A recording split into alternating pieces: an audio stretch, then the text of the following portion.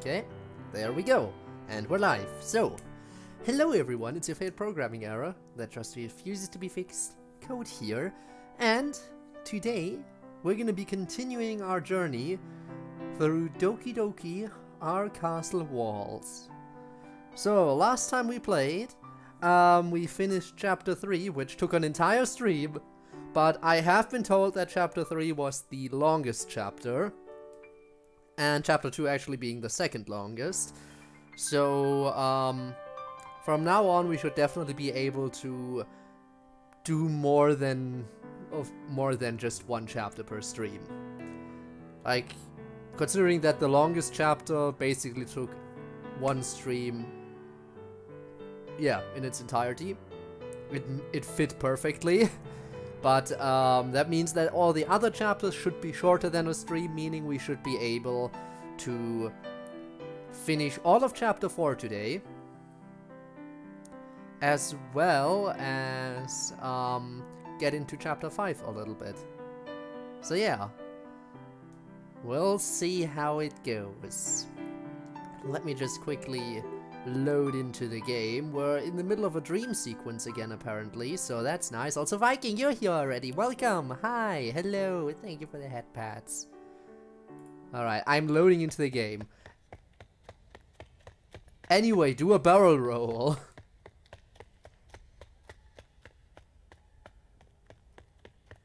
Okay. Let's see how long this dream sequence is gonna go, and then where it's gonna go from there. Insert spaceship sounds. Incoming enemy from rear. Drop altitude. And Ivanov, hello! Do a barrel roll. I mean, I would if I could. And Neon, hello! Everyone is already showing up. Man, it's weird that Rob isn't first for a DDLC stream. Normally Rob would be all over this stuff.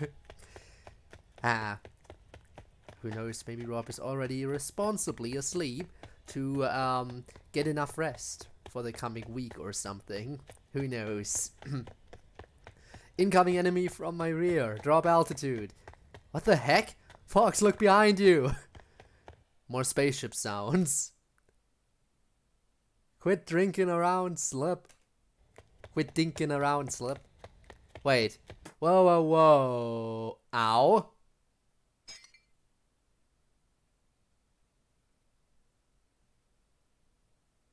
I wasn't looking where I was going when running around the house. Damn. Damn. Have a lantern ride? Hello, obviously. A return of lantern ride? More amazingly beautiful cutscenes? It's gonna be really, really nice. Although I gotta double check when exactly that's gonna begin. Although even when it begins, I shouldn't stream Genshin right away because... yeah, we'll see, we'll see. They probably are gonna add like a new story chapter or hangout along with the event. I feel like they usually add some story related stuff whenever they do it, even if it's something small. We'll see. I wasn't looking where I was going when I was running around the house. My mom's favorite vase with yellow lilies in it fell to the ground, broken shards and dirt all over the floor. I can feel tears making their way to my eyes at the sight in front of me, and the seemingly endless number of reactions that will come out of my mom when she finds out about this. It was her favorite one too, she's gonna be really upset. Tears flowing down my face, I'm stuck at a stalemate on what I could possibly do to avoid any possible retribution. I've slumped down onto the floor, head buried in both my arms, basically motionless. I don't know what to do. I don't know what to do. I don't... Code? Code, what's the matter? And then we died. Every amount of fear in me has grown exponentially, and then spikes as soon as I feel something touch my shoulder, causing me to twitch a little bit. Code? You're not hurt at all, are you? I can't master a word, let alone look back at her. But I have enough energy to shake my head at her. Good. Because you're gonna be hurt now. Oh shit, here we go. Look at me. No. No, I don't want to. I can't bear to see what kind of face she has on. I don't want this to last any longer. Instead of doing what she says, I instead bring my head up, crawling up to her and hug her, placing my head on her shoulder and letting it all out. That's when I feel her fingers run through my hair. After a good number of seconds, I finally have the courage to speak up to her. Mom, I'm sorry. I didn't mean to break it. My face immediately retreats back into her shoulder. After a few seconds of pondering, my mom whispers into my ear. It's free real estate. Alright. You know, Code, I'm a little upset over this, but I'm happy that you told me instead of hiding this from me. That's when she backs away for a little bit to kiss my forehead. Oh, we get this mess cleaned up together, you know. Pleasantly surprised by my mom's words, I am able to look at her once again. Okay. Breaking away from my mom's embrace, I follow her into the kitchen and grab a broom and dustpan to clean up the mess. Moments later, I'm helping my mom get all the debris removed from the ground. Since this all happened by accident, you and I are going to go half on buying a brand new one. Flowers as well, you know?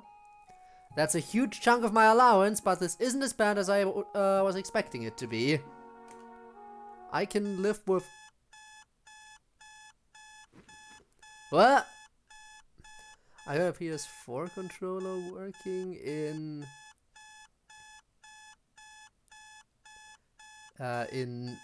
What's that? Mic'd up? FNF? I mean, hey, if PS4 controllers are your preferred way to go, then good for you. Make the beep stop. Never. Wow. Shooting upwards in my bed after such a dream, I can do nothing other than stare at the wall in front of me. My mind races as fast as it possibly can, mainly about the dream I just had. 2 dreams in a row about my mom, but that was so long ago. Why did that show up of all the dreams I could have had? It's no use. Dream logic is weird. Looking over to the clock shows that it's 6:47 a.m. Right on time. Let's get today started with. That's when I slowly make my way out of bed and begin the usual routine. 11:59 a.m. I really dislike earth science. At least it's not biology. It's a miracle I was able to pass that class last year. Class is now over, which means lunchtime with Yuri. I've been looking forward to this all day. Can't wait to see what she has brought in this time. And hopefully we won't run into Wallace. Not much happened after I left the lake yesterday, except for getting envelopes ready to mail money orders out. And writing a poem about the mysterious feelings that came to me at the lake. We also remembered to write a poem. Good. Nice. I'm feeling overall happiness as I'm walking over to my locker. Once I'm there, I open it up, place my books from last class in there, and shut it. The moment I turn around, one of the students in the school invades my vision.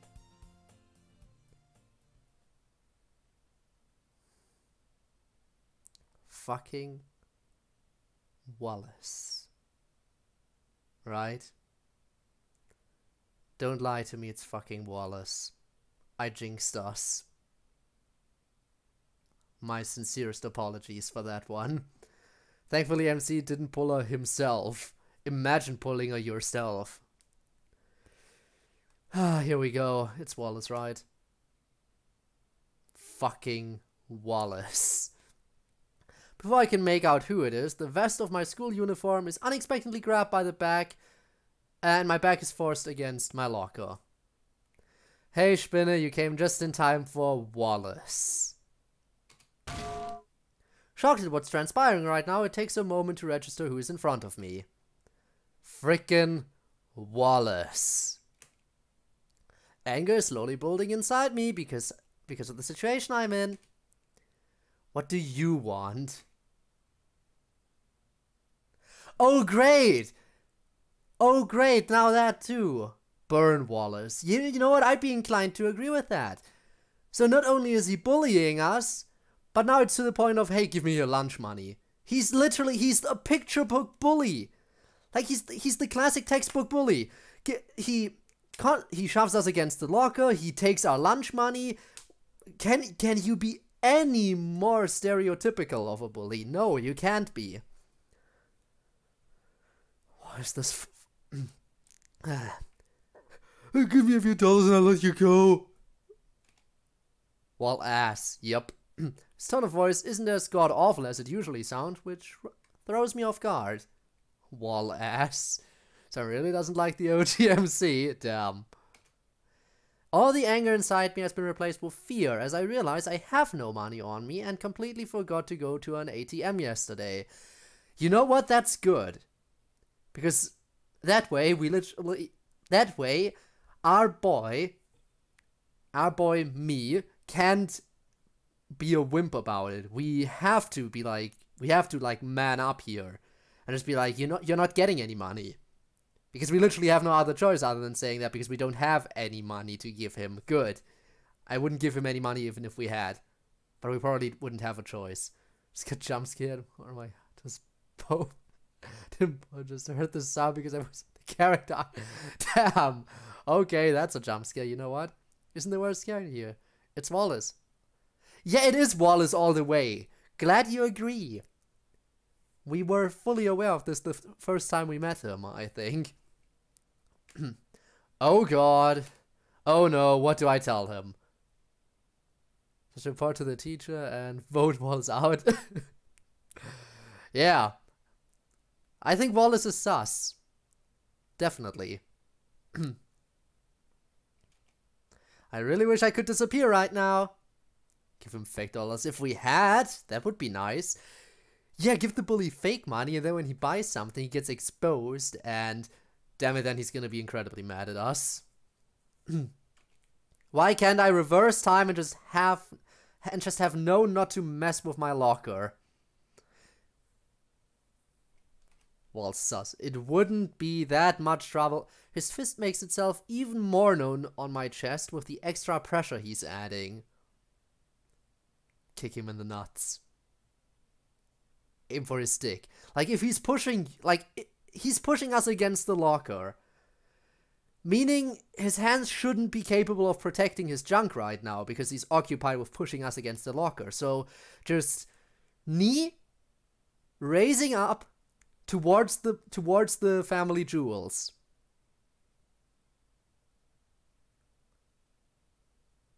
And then we should be able to go, right? His pause and run. Exactly what I was thinking, yeah. He can't defend himself right now if he's grabbing us. Grab a lighter, burn him. And the boy loins. Come on, do it! We can do this! Alright. Next, he takes his free hand and starts pounding the top of my head repeatedly. Hello? Hello? Anyone home? Huh? Think, Code. Think. Oh no. Oh no, he's doing the thing. Think, Code. Think. You really think that you can just go to school and not give me your money? We're really doing this, huh? And there's Rob, just in time. Oh no, he's gonna kill everyone in the school and make as an example to us.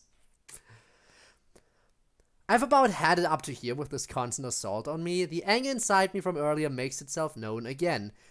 Good, give in to your anger. Strike him down. And your journey towards the literature club will be complete. Not wanting to put up with him anymore, I'm somehow able to push him off me, causing him to stumble backwards a little bit. At this point, I could care less about my tone of voice. No reason acting civil right now. I don't have any. Leave me alone, for God's sake. Channel the anger. Put your Yeah, we would want to kick him, but I guess we just pushed him away, which is better than nothing. It's better than nothing, absolutely. Why not? How in the hell are you supposed to answer something like that? I didn't even know something that stupid could come out of him. It's Wallace we're talking about. Of course I would expect stupid shit coming from him. Ah, the self-correction there. He takes a step towards me, while I was absolutely dumbfounded by his question. The moment he grabs a hold of me again, he pushes me back into my locker, is when I hear an all too familiar voice from down the hallway. Oh shit, prepare to get deleted, boy. Prepare to get deleted! The creator of the mod made MC this. Well, because they didn't like the design. I mean, the new design is better, I have to agree. Code, what's going on here? I look over to confirm that I just heard who I thought I heard. Monica, maybe she could save me. Oh, I know something that might work. Right now, I'm giving no consideration as to how loud I am. I'll use this to my advantage so that other people can hear me. He's picking on me! Much to my dismay, not a lot of people around us seemed to care. That seemed to shock both Monica and Wallace a little bit. Still, with his grip on me, he turns his head to face her, then back to me. Try as I may to push myself forward to escape from all of this, his grip on me is tighter than before, practically checkmate. Dude, Monica is standing right there and you're still not letting go. Are you serious? He's picking on me, that's what it is. I mean, that's probably what everyone thinks and why they're not paying attention. His annoyed expression doesn't change for a bit, but is eventually replaced with a grin that I don't like to see at all. Oh, look at you, your little girlfriend's come to the rescue. Man, MC would be lucky to have Monica. Ah. Come on, Wallace. I don't think of Monica like that. Roundhouse Wallace, agree. Just do it. But at least he has a boom. Yeah, he roasted Wallace. At least people care about us. Does anyone care about you? No, nobody, because you're a dick. That's probably why you resort to bullying, to compensate for the lack of attention you're getting in your life. His stupid grin doesn't leave at all, and I still wish I could completely vanish from all of this.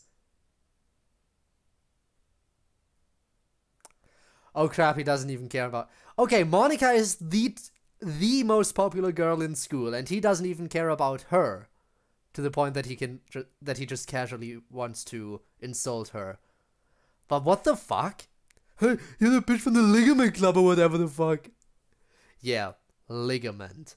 Of course. How to buy a gun. I'm not sure I want to write a poem about Wallace. I don't think I do, in fact.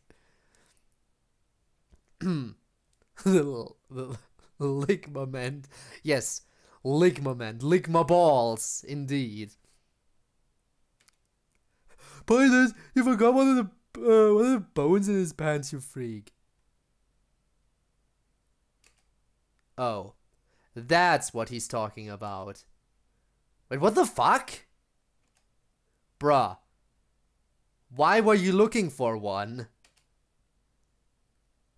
What did you just say? Can't believe Wallace still hasn't let go of me yet. You hurt me, you're a freak. I know what you did to my bud Kay last year. The hell's wrong with you? Monica takes a step closer to him. Us, I guess. Kill him. Kill him now. Honestly, I don't think I've ever seen Monica this upset. Look at that face. That is pure anger. Wallace, I'm not sure you're gonna survive this. I am not sure you're going to survive this. You are dead. I hated when you fight against something is going way too overboard with it. It's getting way out of hand.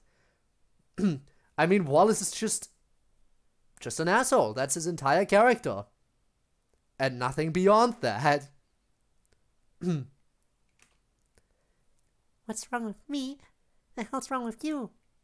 Picking on a special uniquely minded student like this. Nice correction, Monica. Nice save. Usually I'd be upset over using special needs like that, but it seems justifiable right now. Wait, how does she know? It's not like he has feelings or anything. Okay.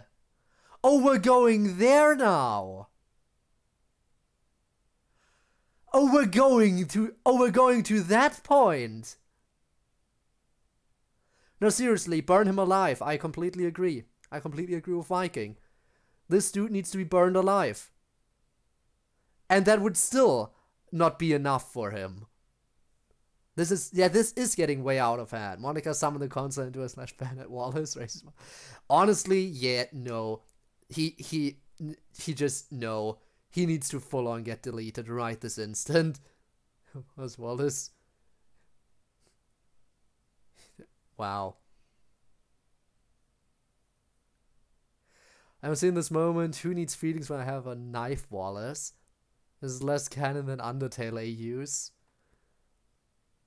Why? Because Wallace is an asshole? I mean, it is a mod. And there, I guess assholes like this sadly do exist. Oh no. Wallace, I swear to Christ, if you say one more word.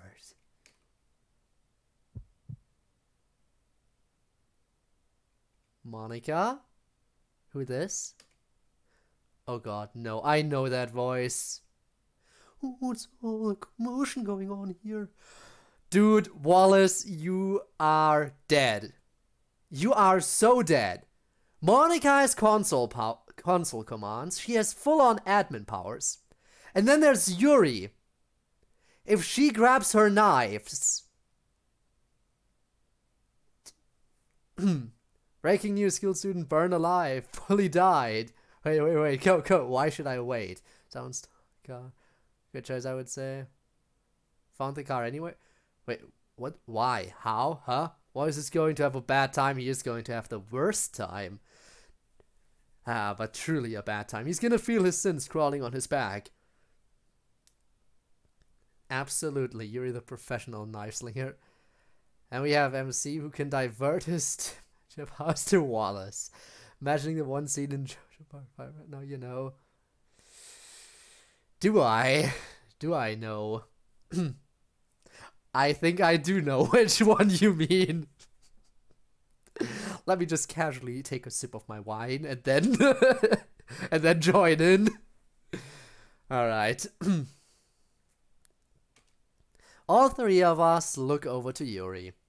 Oh, for fuck's sake. Now it's probably the worst time for Yuri to show up. I don't want her to get involved with any of this. Wallace still hasn't let go of me. Look, tits have arrived. Okay, seriously. Seriously. Is it even possible? Is it even physically possible to be this much of an idiotic asshole? Okay, you like that one, but like okay. I mean, someone decided to steal a car from the car. Fingerprints probably will sue anyone. What do you think about you? Rob, you've done that joke so many times. But yeah, absolutely sue. Get some money out of it. Go for it. Get all the money. Sue them to oblivion. Now you have somewhere to hide. Before I even get the chance to figure out how I feel about that statement, I feel myself being moved away from my locker and being pushed with great force into Yuri. The sudden impact with her sends us both crashing to the ground, causing her to drop her back in the process. Okay. On the plus side, we are no longer forced against our locker. On the maybe plus side, we just committed involuntary motorboating. So yeah. Steven powers like girlfriend, imagine if he had them. Monica doing a joke and deleting a guy. Want to see that. I mean, who doesn't?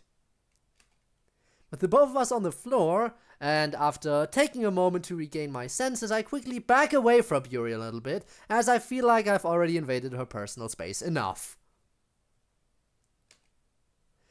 My focus shifts over to Wallace and Monica. Extra squishy today, huh? Okay, I've seen enough. We're seeing your father about this.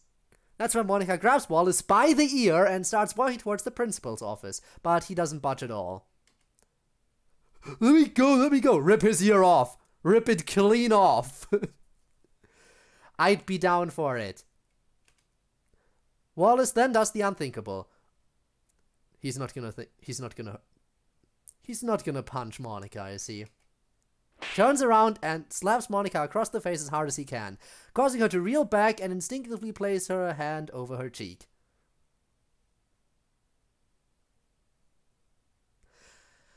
Okay then. So you have chosen death. Or is it just me, or do Monica's eyes seem a little bit off? I think her right eye is a little bit more narrow for some reason than her left eye. Right? It's not just me seeing that in the sprite. Huh. Okay, this means war. Glad everyone's on board. I feel like most people were on board anyway. But yeah, death to Wallace. Painful. A painful and slow death. Can we get one of those Danganronpa executions set up here real quick? No, I'm touching my gal. Let's go, everyone. Grab your torches. Grab your pitchforks. Grab the Ohio horses after Wallace. Alright. This is an error from the artist, I see. It's CodeErr time. Whew. No, I gotta do something about this.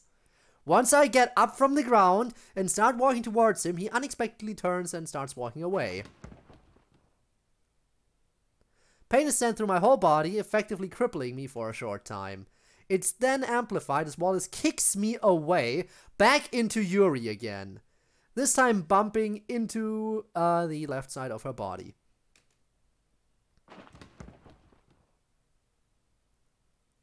"1,000 pencil stabs, yes. Can we make it even more painful somehow? This is what man you get without... This is what man you get without Gromit? Huh? Boil him alive? That would also be an effective punishment in oil. The sound of Yuri gasping in pain over me being pushed into her is something I wish I had never heard in my life. That's right, keep on getting nice and close to tits. Maybe you'll even see the coat hanger marks on her skull. Excuse me, you mean to tell me...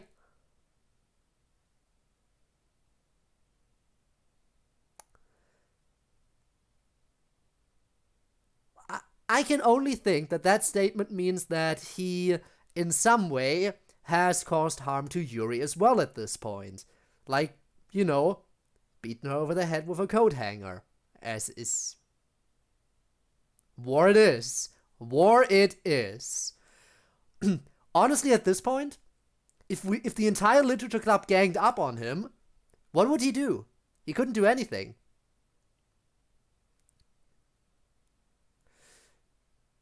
Annihilating Wallace. I guess I gotta write about that now. Maybe you're right.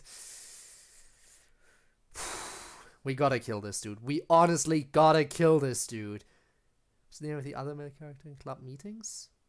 What do you mean the other male character in club meetings?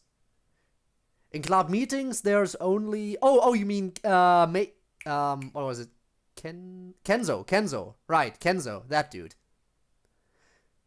Kenzo is definitely more of a bro. Wallace, not so much. Here we go. Before I have the chance to process what he just said, Monica walks over to him, seething in rage, a face I hope to never see again. Yeah, you don't want to be here. You don't want to see that face. She grabs him by the hairs on the back of his head and starts dragging him to the principal's office. Oh, now that's an expression I like to see on this dude. Can it get even more intense, though? Delete incoming? Was more like crippled after Yuri gets mad? The sound of pain coming from him are a little disturbing, but well deserved. Nothing disturbing about it. Make him scream more. More. Rip out all of his hairs. Spoon out his eyes. What else would be good? Oh, I know. How about... Oh, this is some other good shit. Razor under the putting a razor under his fingernails and toenails?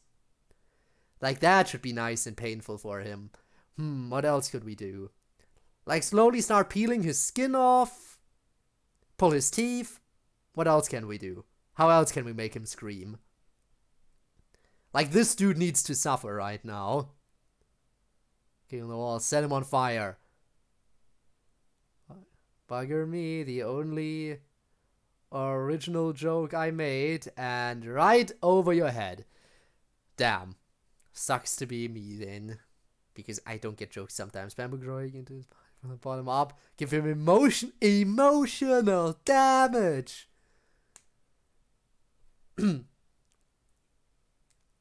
You failure. Why you gotta be such a failure? It takes a moment for the two of them to leave my side. Why did I just sit there and watch? Huh?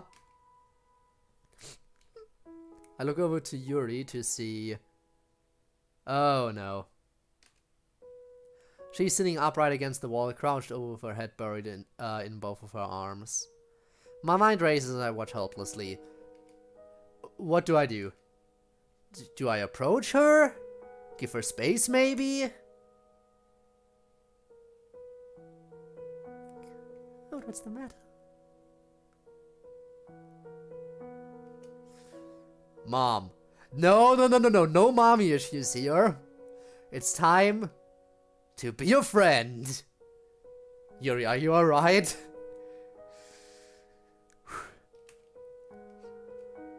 I just want to disappear. Ah, that's what we wanted earlier. MC with the mommy issues, yeah. Yuri, no. I don't belong here. Sadly inhaling before weeping again, her words pierce my feelings. My face and heart are frowning. Why couldn't I have been born somewhere different, someone different? No, then she wouldn't be the same Yuri that I know, and... I have to say something.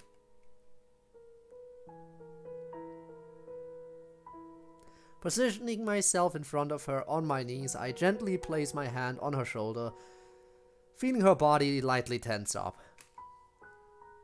Yuri, please don't say that. Terminal cruelty.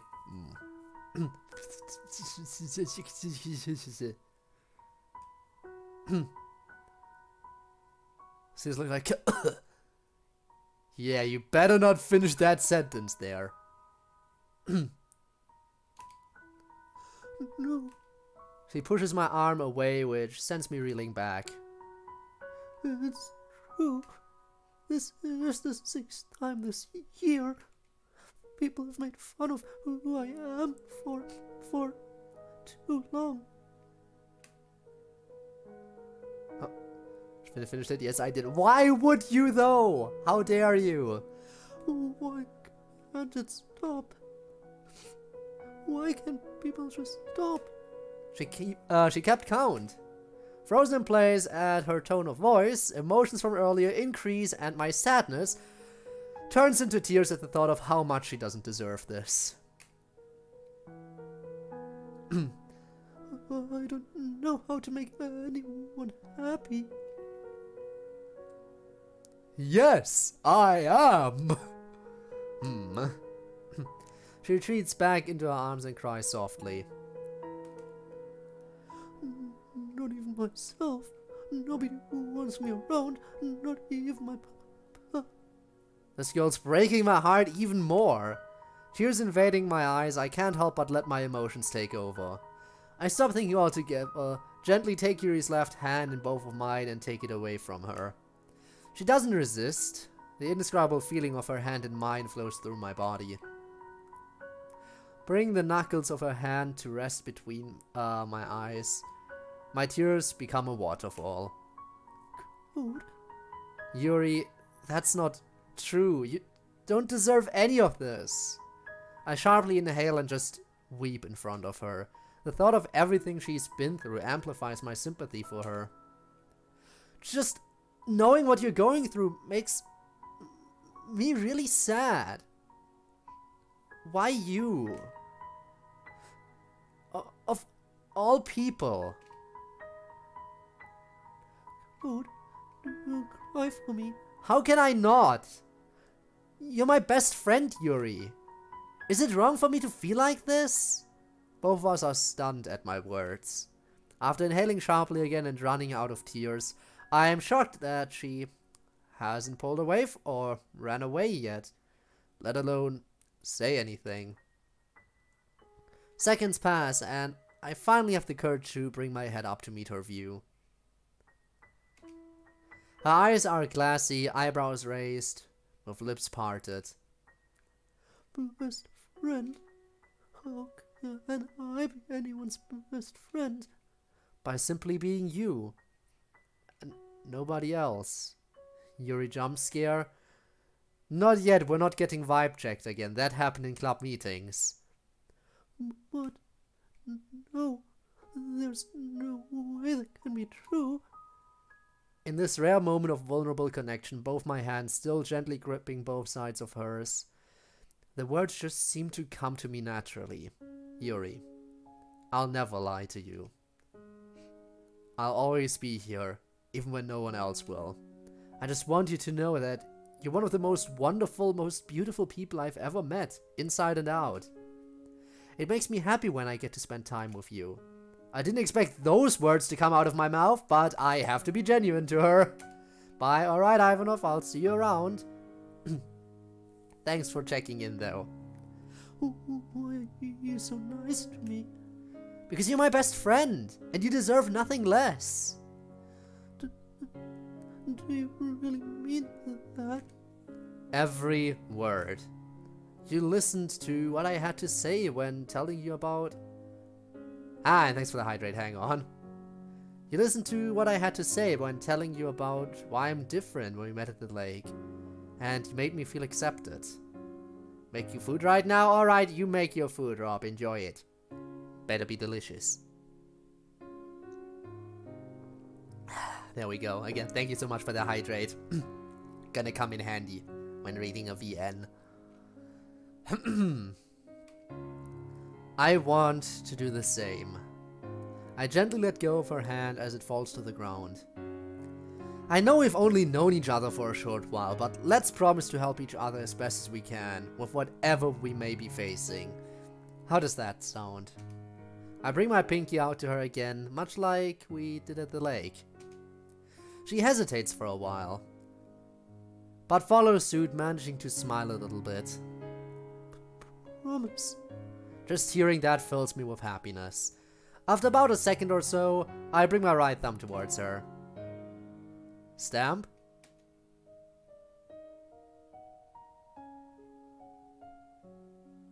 Stamped. My smile slowly becomes more genuine at her sense of humor, and I'm finding myself lost in her eyes. After some time, our hands break free from each other for the second time today. There's an awkward silence between the two of us, as I am still on my knees in front of her. It feels really weird to transition from an emotional moment to a superficial one. But the day must continue onwards. But does it really have to? Yes, it does. So...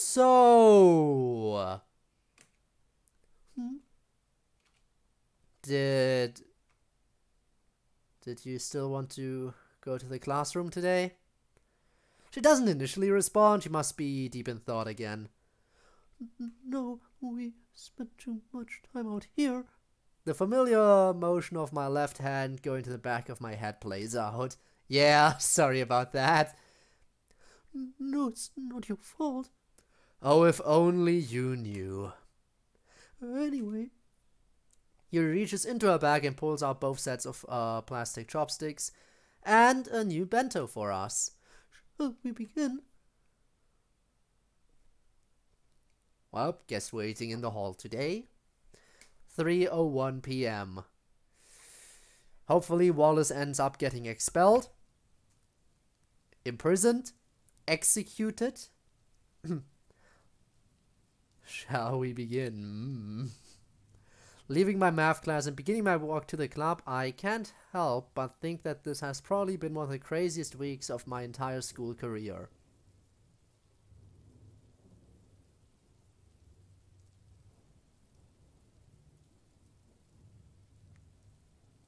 Okay, I'm guessing it's raining. Which is weird considering how bright of a light is shining in from outside. Like, you'd think with the light coming in through the doors there would be sunny outside, but we can hear the sounds of rain in the background. So, have to at least once every stream. Fair. The rest of lunchtime went surprisingly well given everything that had transpired, as well as classes afterwards. You surprised me by bringing in 4 eggs over hard sourdough toast, hash browns, and white rice for us, and I returned the favor with both bottles of tea I bought yesterday. Not gonna lie, I didn't think tea would go well with breakfast food, but I was proven wrong. Another thing that felt nice to the both of us was how silent the hallways were during that time.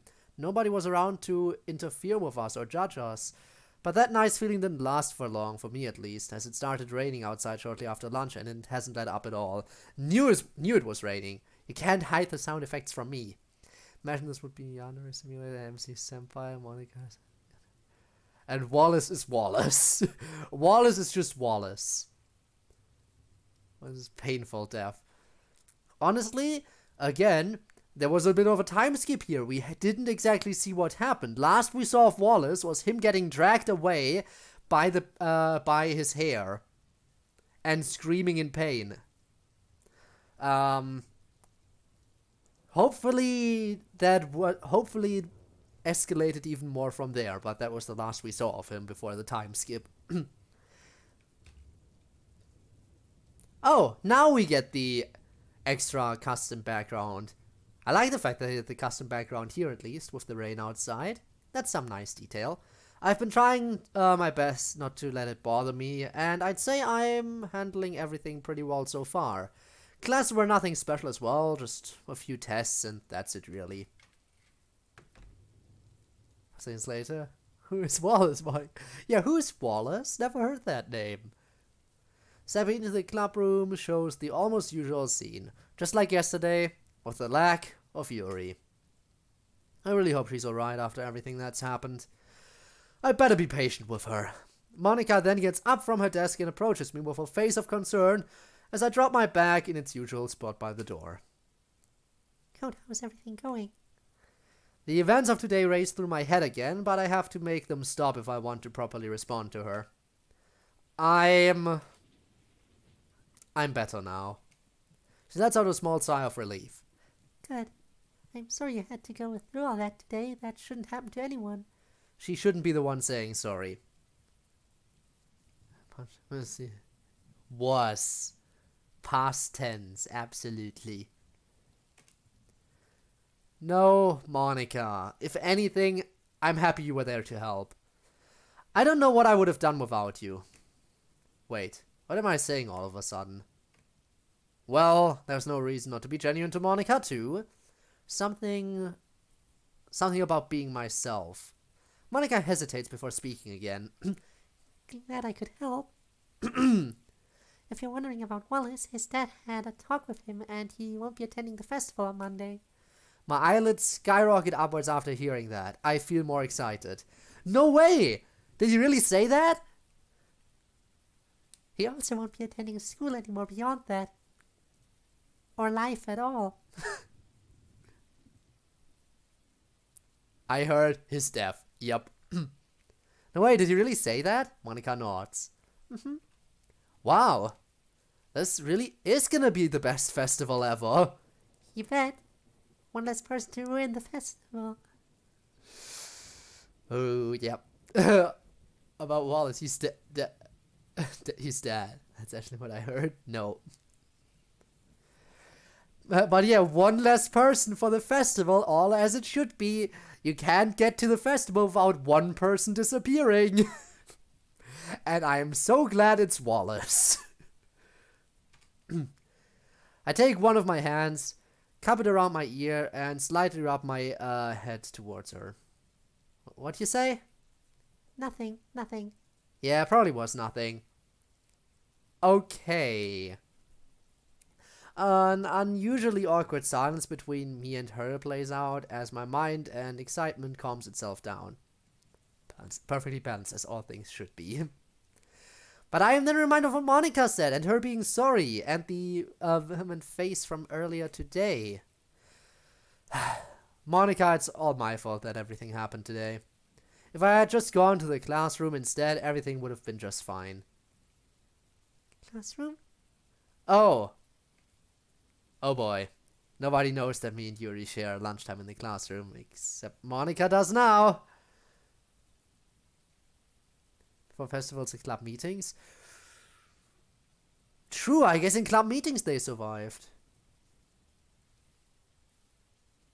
Well, I mean, some people probably died behind the scenes, but we don't care about those. We only care about main characters here. Except Wallace. Uh-oh. How do I explain this to her?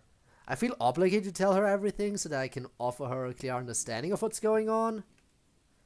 Yeah, I started spending lunchtime in one of the classrooms of Yuri recently. It's a nice little getaway from everybody, especially people like Wallace. Monica's eyes light up for whatever reason, and I'm internally questioning why she looks in shock overhearing this. But that shouldn't be too important. Ayo, shocked Monica? Have we ever seen this expression on her? I don't particularly remember this expression. Huh. Well, that's nice. I feel like I could have prevented all of this. None of this would have happened had I not gone to my locker today. I stand there, barely making eye contact with her, waiting for whatever may come out of her mouth. No, I think I've heard enough.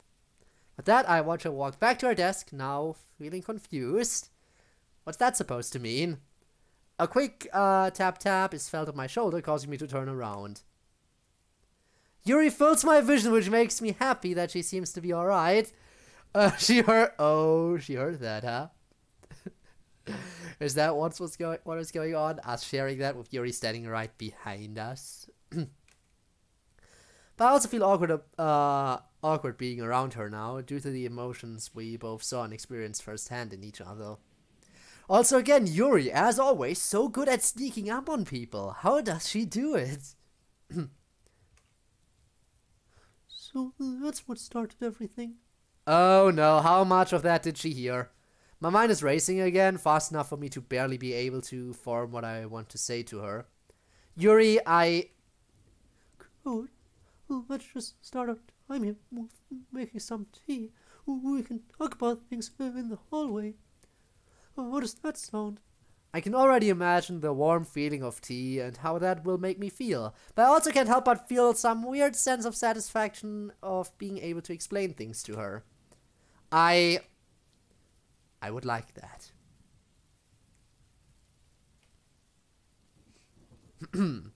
Me too. I'll go grab everything we need. Mind waiting here? I lightly nod at her. Sure, I can do that. Thank you. Watching Yuri walk towards the closet, I'm looking forward to making tea with her again.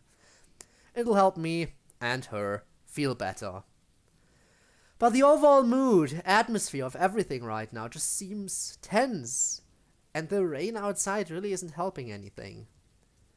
The events of today still haven't completely passed through my feelings, which is bothering me ever so slightly. I'm sure this feeling will go away soon.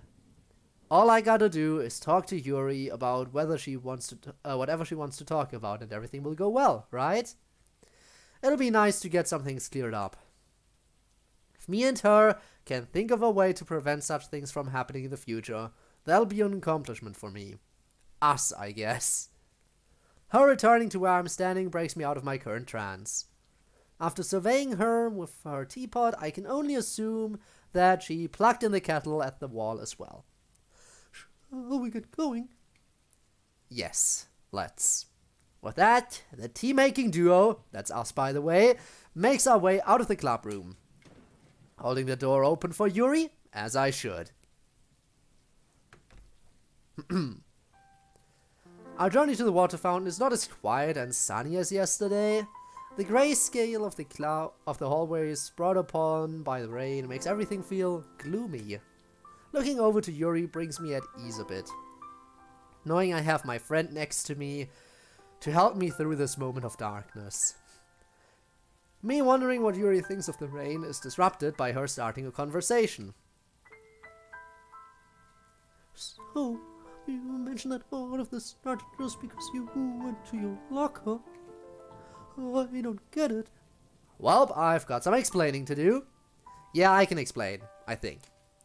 Pretty much, today and yesterday, that Wallace guy was at my locker and happened to mess up everything. Oh, he better not be stalking you. Oh no, yandere mode activated. I'm the only one who's allowed to do that. I might just have to do something about that. Oh, here come the threats. Let's go, Yuri. Her lovable blush is starting to creep in from what I can see. Told you. I'd be really concerned if he was. Yeah, just the thought of that makes me cringe a bit. But, Code, why were you talking to Monica about this? Well, she asked me how I was doing after everything. I didn't mean to tell her about the classroom. So she knows about that now. After realizing what I just said to her, I bury my head in my hands, feeling out of place. There I go, not thinking before speaking again. I can't stand this mindset. Well, it's better that Monica knows rather than anyone else. I'm sorry, Yuri. I hope you're not too upset. No, I'm not too upset. I trust Monica not to say a word about it. I really hope she doesn't. Code, I take my head out of my hands to listen to what she has to say. I know I shouldn't tell you what to do, but why not just leave your backpack or whatever you may have in the classroom to avoid future altercations? After giving that some thought, I'm surprised I didn't think of that before. It's always the simple things that slip my mind. Yuri, that's an amazing idea. I wish I could have thought of that. I wish I would have thought of that. And that's my class before lunchtime. And that's my class before lunchtime too. It all works out. I'm glad. A smile makes its way on her face, and in response, one shows up on mine. Knowing that we have a way to avoid future problems, he will just mess with her backpack. Well, what if he doesn't know? How would he know which classroom we're in? He couldn't possibly know. Could be any classroom. He would legit have to stalk us to know our exact schedule, so he would know that we are in this classroom and that is also where we're storing our backpack. What if he doesn't exist anymore? That would be for the best, but I have a feeling he sadly still does. Ha, me too. As we approach the water fountain, Yuri takes the necessary steps to fill out the teapot, while I stand by the machine, taking in the scenery around me. I am then reminded of this exact moment yesterday, when I found the thought of being Yuri's bodyguard humorous. I can't stop myself from giggling at the thought again. God, what's so funny about the water fountain? Yeah, you better not spoil. This is the second time now. This is the sixth time this year. I'm frozen in place, physically and mentally, at what I just ran through in my mind. The weird tingly feeling I felt here yesterday shows up again, but it's replaced with a weird feeling I am not sure how to describe. All I know is I should probably explain to her what I'm thinking about. Alright, I'll be honest. Yesterday, I don't know why I was thinking about this, but the thought of being your bodyguard came off as silly to me.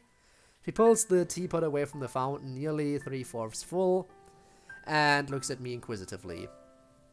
He gone. that would be for the best. But, Uh-oh. I hope I didn't break her too up. I hope I didn't break her too bad. oh, is that silly? I raise an eyebrow at her. Wait. You mean it's not? Not at all. Her blush shows up for the 2 to the 2nd power plus 3 to the 3rd time that I've seen. So that would be 4. That would be 13. Why the 13th time? Why are we doing this? Why are we suddenly integrating math in here? Like we had this before, right? But it was like the square root of 64th time? Yeah, once it was the square root of 64 and now it's this. 13th. Yeah, the 13th. Apparently it's the 13th time. Damn. Imagine seeing it for the 13th time. Just one sound that plays by memes when someone gets... Just what a screaming getting interrupted by deletion. Ah. It's rather, how do I say, cute. I don't know why, but I wasn't expecting her to say that. I thought she would have said something like, oh, don't be thinking like that. But here we are. It's okay, don't worry about it. I appreciate the thought. The teapot looks full enough now. Time to make our way back to the club room.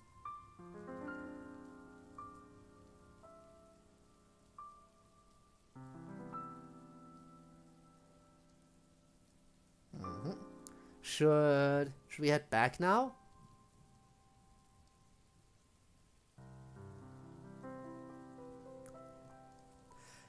Ooh, you know what? You're right. I think I only squared. I think I only squared 3 instead of cubing it. It was 3 cubed and not 3 squared. That's the mistake I made. I slipped up. It's 31st. My mistake happens. Squaring instead of cubing. Damn. You must Minecraft it. Cube!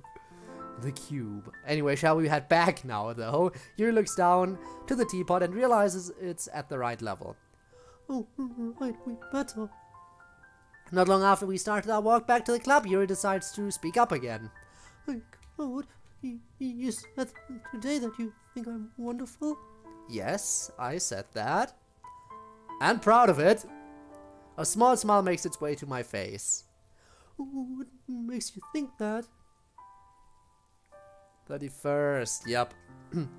Oh, damn. This girl is full of surprises. Yuri, do you really want me to talk your ear off? I mean, I'm not stopping you, but even one thing would be nice. Left hand goes to the back of my head. Oh boy, where do I start? From the beginning? Oh shit. She needs the compliments, let's go. How in God's name is she being the cutest girl alive? She wants the D. I think I can feel myself blushing too. Alphabetically or most important? Oh, stop it, you. Alright, alright. Too many reasons why I think she's wonderful show up in my head. It's hard to pinpoint just one. But I have to, or else I'll probably end up disappointing her by saying nothing. What? Oh no, I dropped my monster condom that I use for my magnum dong.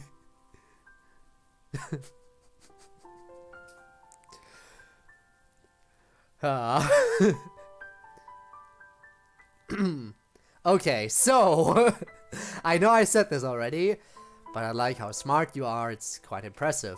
Now that I think about it, I don't know where Yuri stands in the top 50 academically in our school. I'll have to check that out after the next time at the principal's office.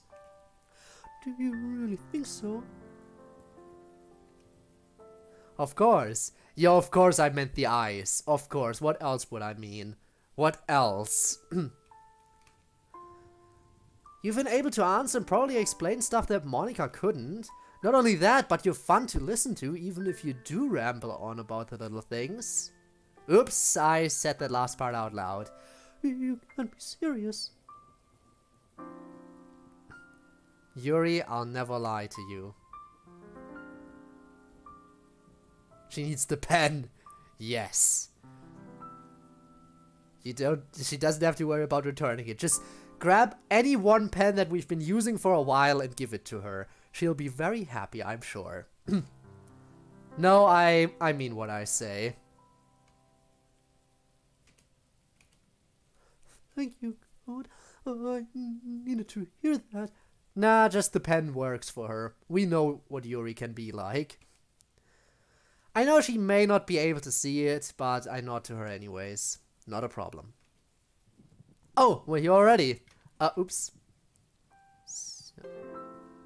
We're all ready, 1 second. Opening the door for her like usual, a nice warm smile shows up on her face. Life is good right now.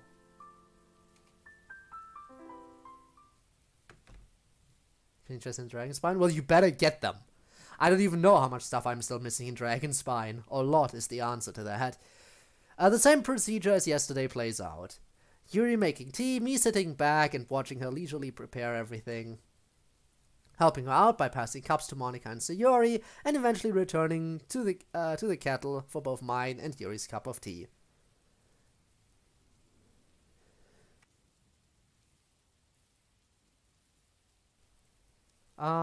You only know what Natsuki can become because he's simple. Wow. Why you gotta call me out here?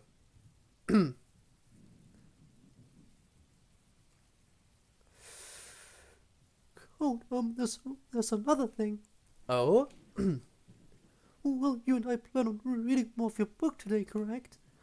Oh yeah, that sounds like a good idea. We were at a pretty good part in the story right now. Should I bring everything over to your desk? No. Does she have something different in mind? Oh no, does she not want to read? I was wondering if we could sit on the floor and read today. Oh, that's not that bad. I'm not opposed to that.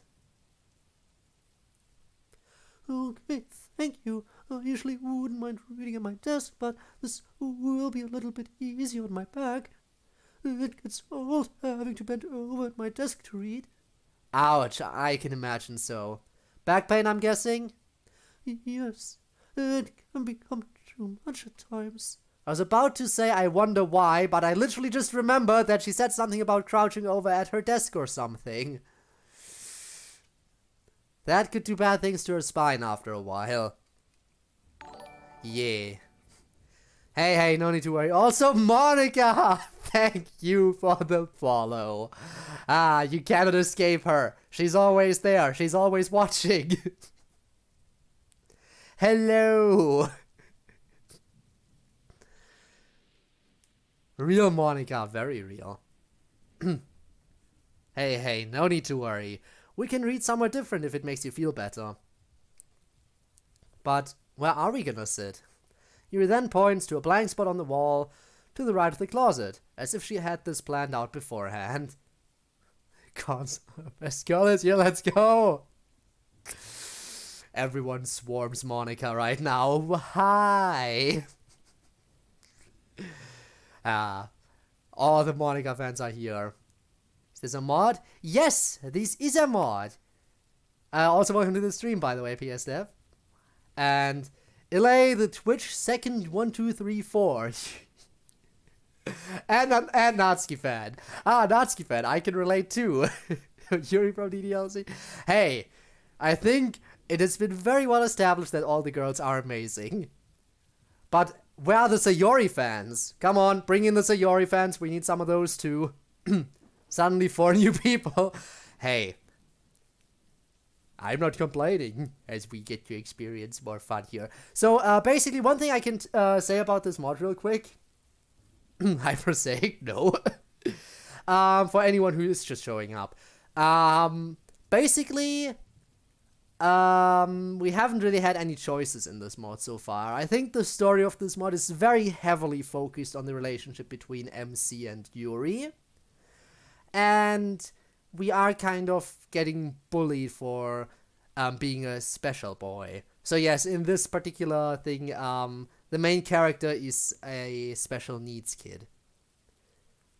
Other than that, Everything is very similar-ish in a lot of ways to the base game, but it is now starting to diverge a little bit more from the original story. So yeah.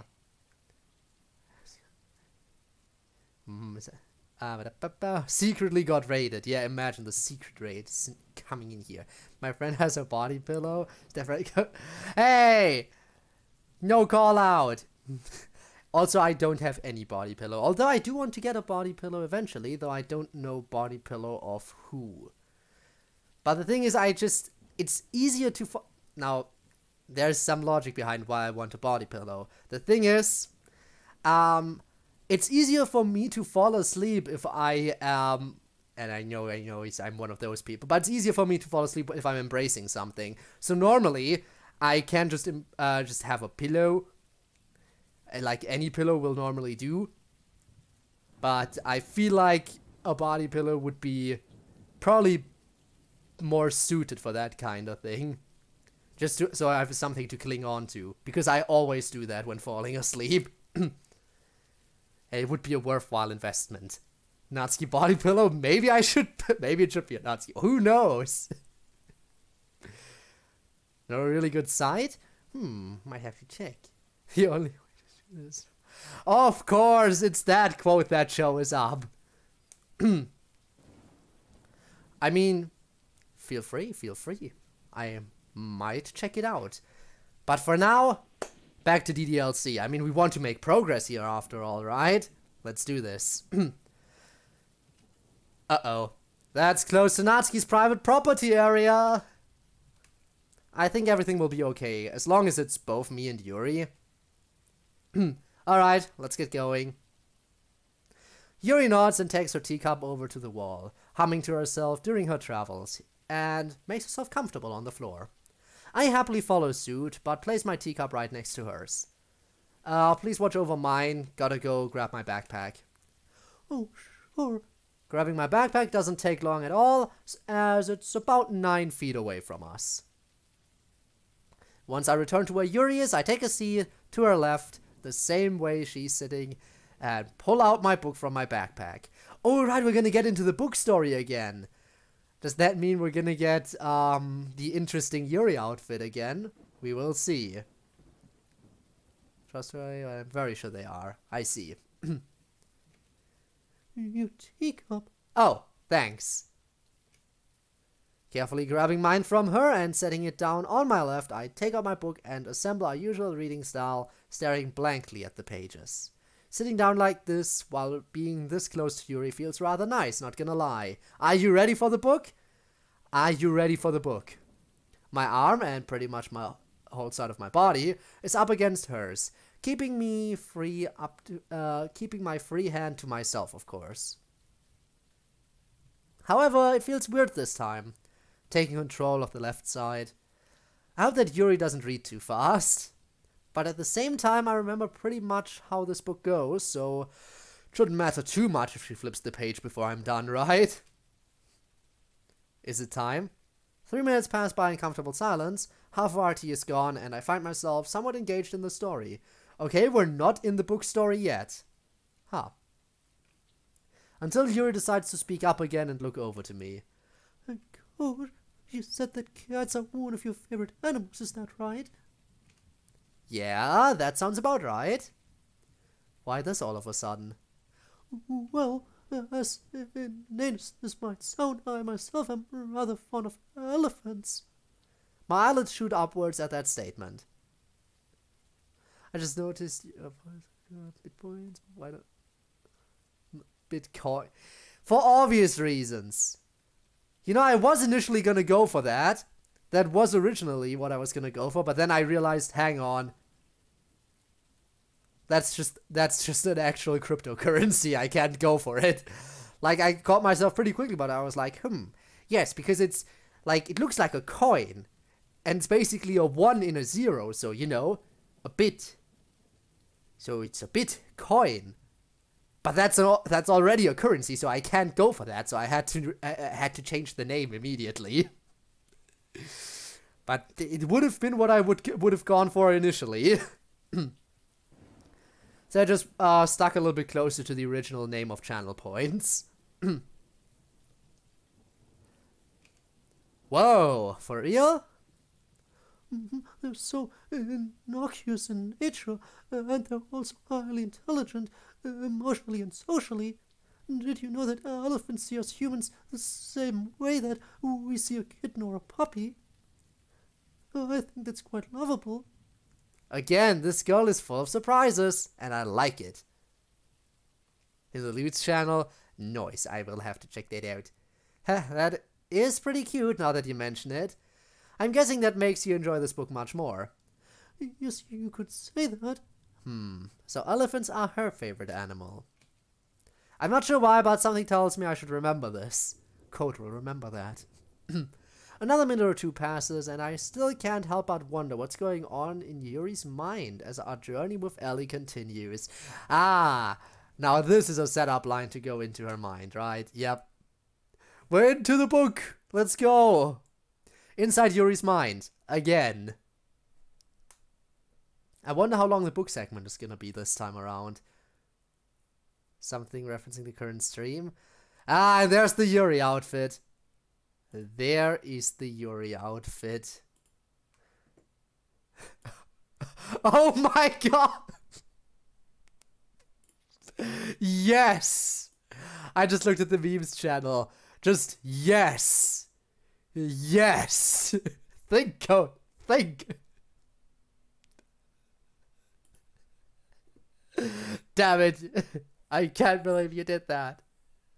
There's the sauce. Ooh, but speaking of sauce, I know at least one person has noticed it. Kind of the call out. I saw the comment of, oh, so that actually works.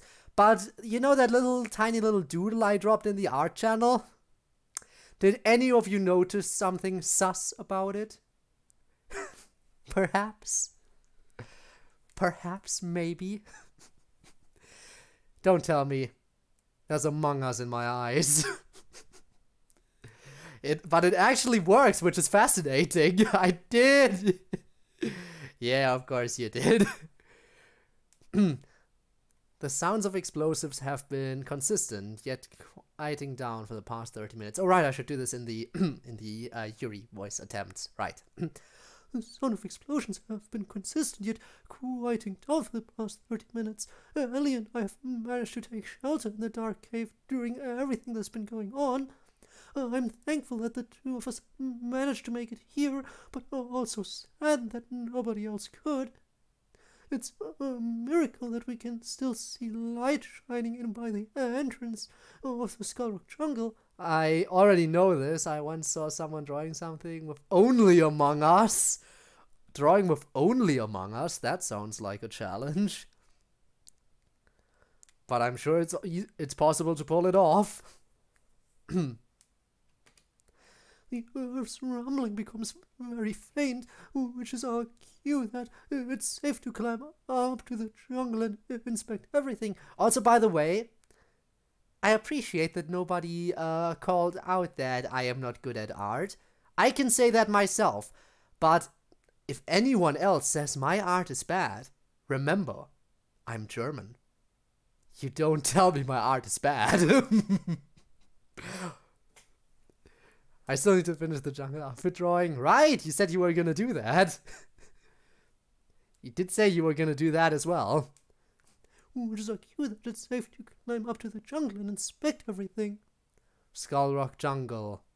Your heroes reminds me of the Winnie the Pooh videos from Tuba Scoop. It does? It do? German science is the greatest. Yes. Sekaiichi! Indeed it is. After a minute or so of trying to help Ellie climb up the hill, I look around and survey the now horribly mangled mess of a jungle. Trees lay everywhere, and the hills around here now look bare. This is almost too much to take in. Emotions inside me build up at the thought of all the ecosystems and animals' homes now destroyed. Why would that ruthless monster do such a thing? Alright, Ellie voice. I really don't know what I did for the character voices here. So wait, Ellie is an elephant, so should I just... How does one voice elephant? I don't know how to voice elephant. I could try some things, but I am very unsure. I did a little bit of it last time. I should just not worry about it too much. This is a story within a story. Anyway. Lady Yuri? No, that's stupid.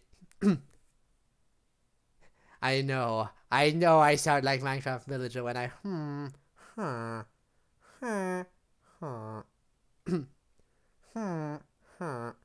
anyway. Lady Yuri? What? Looking around frantically shows that it's just Ellie to my left looking at me with concern. We'd better go and check up on Rat. Oh, right, now I remember what voice I did for her. Didn't I do the voice I did for Miss Ida as well? I think so. We'd better go and check up on Rambi.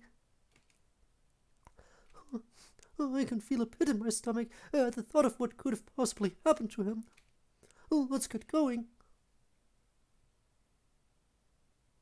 Climbing over fallen down trees and nearly tripping over vines lengthens the time it takes to get to the entrance of the West River Plains.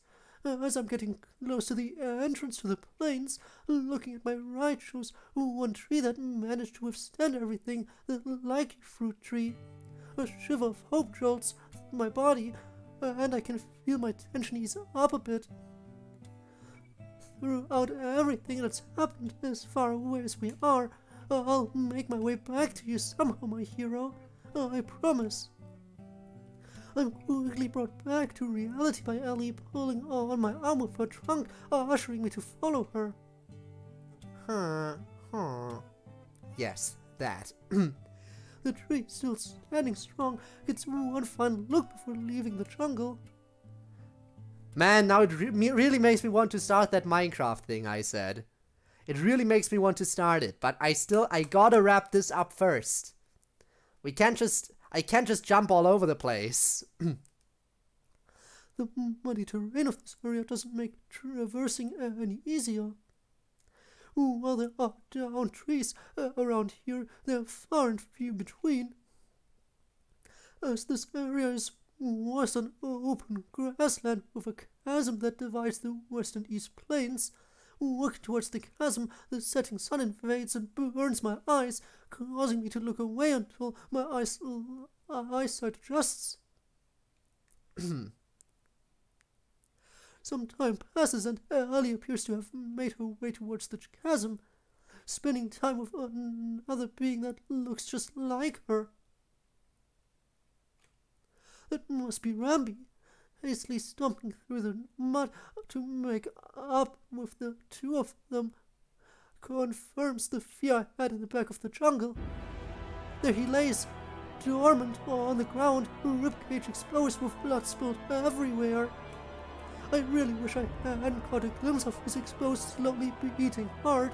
The pit in my stomach returns and blooms into a full-blown mess of sadness and dolefulness.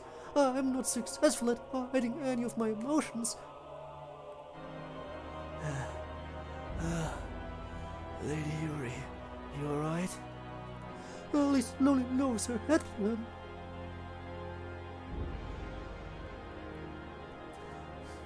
Yeah, Rambi, barely. What is wrong with Yuri's story? Nothing? Plus, technically, this is our book. This is our book, and we're reading it with Yuri. This is the book we wanted to share, my friend. I can't bring myself to respond back to him. Tears invade my eyes again. Lowering myself to his level, I slowly start rubbing his upper back in hopes of any type of comfort. Good. Lady Yuri, please stop chaos before the whole island is destroyed. I can't do it on my own. Ellie, join forces with Lady Yuri. Help her in any way you can. I will, I promise you, Rambi. Rambi's breathing becomes less and less frequent as time passes. You can do it, Lady Yuri. I have that much faith in you. Life is long when you live it, but oh so short when you look back. Thank you for the hydrate as well, by the way. I needed that. Name of a kid elephant. I mean, it is an elephant. Rambi is an elephant. Hopefully not a kid that would make this even more gruesome. Farewell, friends. He draws one final breath before going motionless. I can't help but burying my head to his lifeless body and sob uncontrollably at the loss of another friend of my life. Your voice sounds like Shadow the Hedgehog. Ah yes, Shadow just died. Oh no, the ultimate life form has perished. I'm Shadow. Shadow the Hedgehog.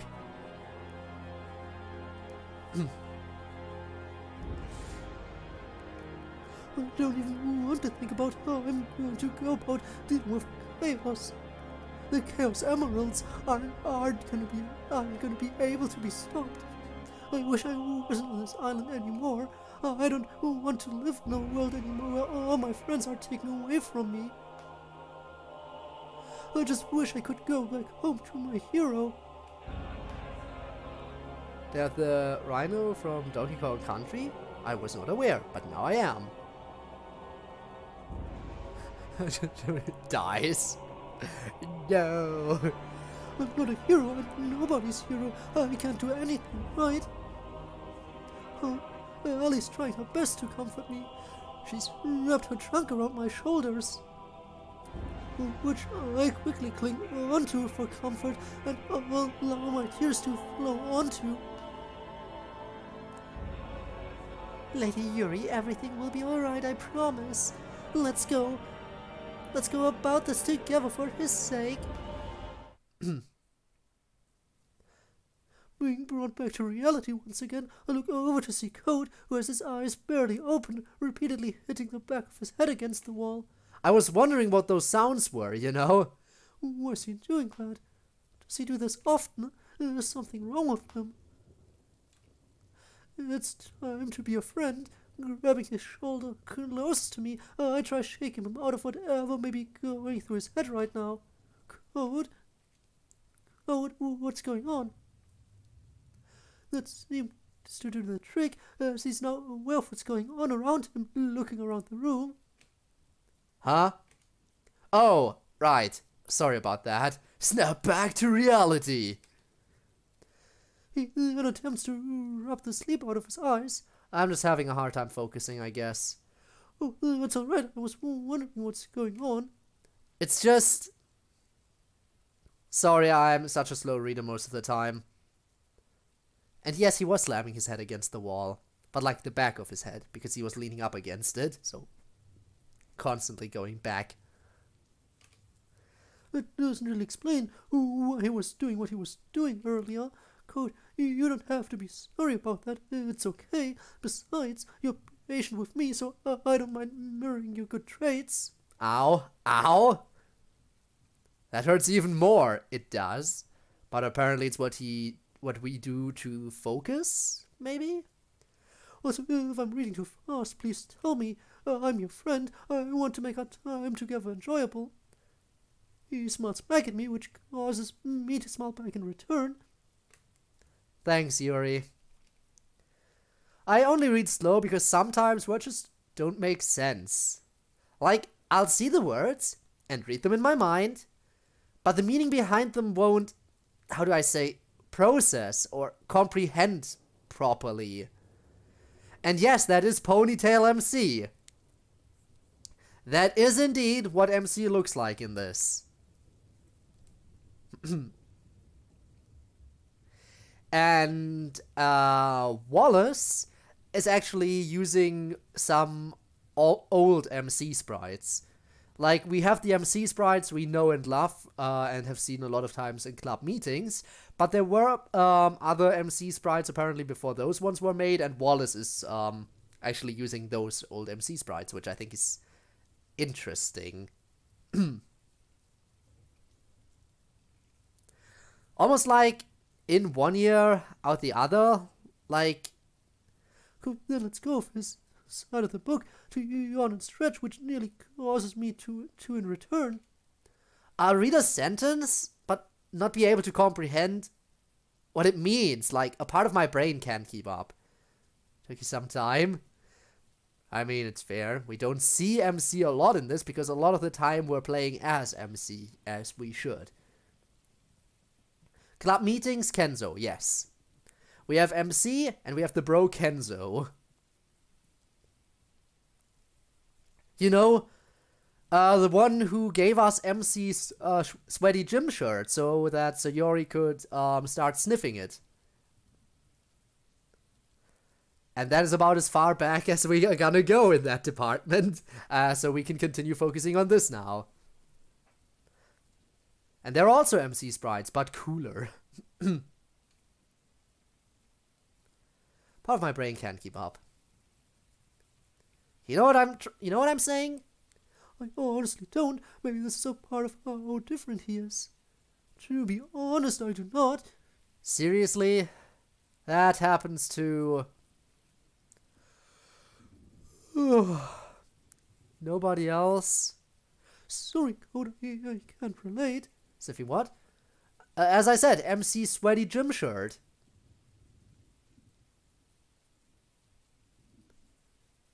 Kenzo was the one who allowed us to get it. Very kind of him. Oh. He then proceeds to bury both his hands in his face and bring the back of his head to the wall again. I'm sorry, I don't think I want to read any more. There. I want to see a fight against Kenzo and Wallace. A pure asshole and a person who's a bit too much of a, how can you even describe Kenzo? He's not really a bad dude, but he's,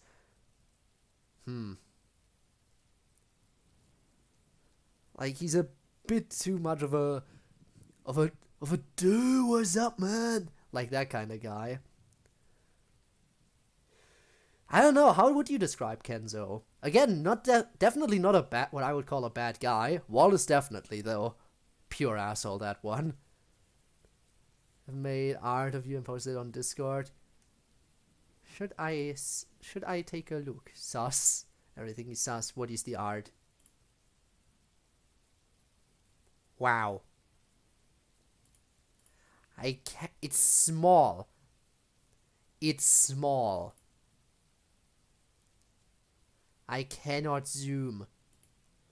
I might have to look at that later. Because, you know, we really should actually play the game right now.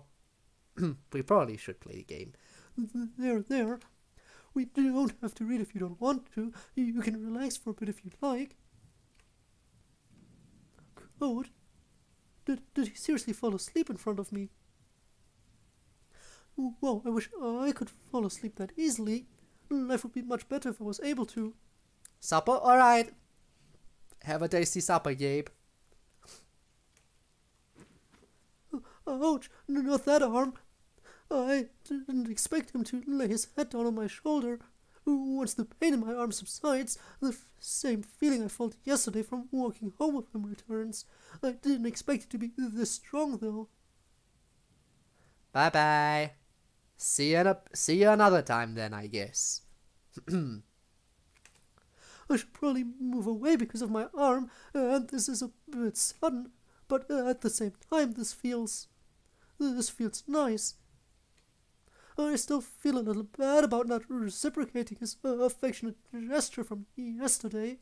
Maybe this is how I can repay the favor. He has had a rough day today, especially with... I should have been there for you. I should have protected you from that monster that walks among us. Oh no! Wallace is sus. He is the imposter. How dare he walk among us? We knew it. We should have absolutely called a meeting. Everyone was watching. Everyone saw that it was absolutely Wallace. He was sus all along. We will kill him another day if he's not dead already. We gotta eject Wallace, yes. I'm helping him feel better after today, aren't I? This is what friends do, right? You did tell me. Everyone told me. I am his friend after all. An idea comes to my mind that makes me do some serious thinking. Looking around the room shows Natsuki at her usual spot in the closet. I can't quite see what Sayori and Monica are doing, but it doesn't matter, they're not important right now. Looking over to Code, his breathing has become rather soft. It's honestly quite pleasant how he looks so peaceful. You know what? I've got only one life on this earth. I'm not gonna miss out on this. Oh, what are you gonna do? What's happening? Yuri? That's when I follow suit. Carefully laying my head on top of his, I close my eyes and begin to relax. They're sleeping together. Not in the lewd way, though. His light snoring and the raindrops outside help lull me out of consciousness. The warmth shared between us brings about a strong feeling from earlier, and it feels a bit exciting. I can't help reacting to it by smiling while my eyes are closed, but it's okay. Everything's okay right now. Sleeping lewdly when? That'll have to wait one more day, I think. Probably one more day. Actually, make it 2 more days. Gotta give him some time, you know? Gotta wait 1 more day for the first kiss, so then they can sleep lewdly. That seems fair, right? Everything's okay.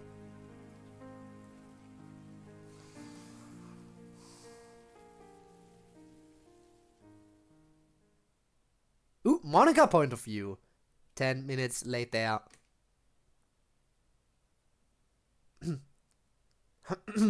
Give it 4 days. And 3,421 characters. But why?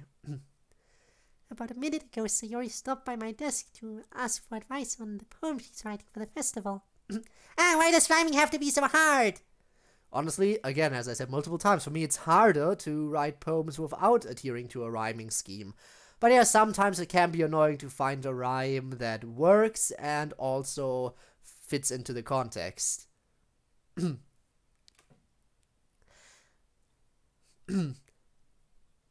believe me, it's not easy, but props to you for trying to make this work. Now let's see. Something I recently learned in one of my elective classes pops into my mind. Another hydrate, really being generous with the Stupid. Why is there always one fruit fly in my room? Also, I'm sorry if that was loud for you guys. I hate it. I hate it here. But thank you for the hydrate. Why can't my aim be as impeccable as last week?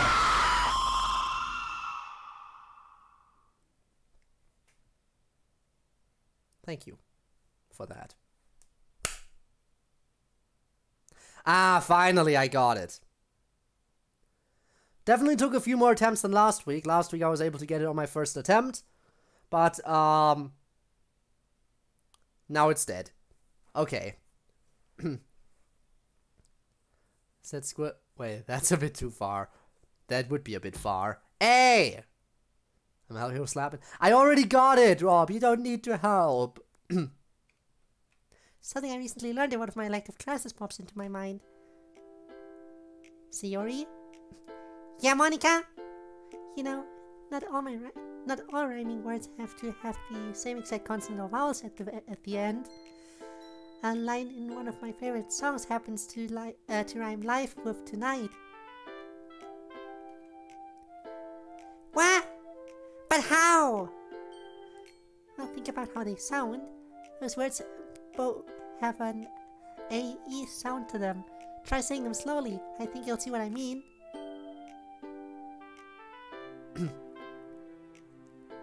La I fu.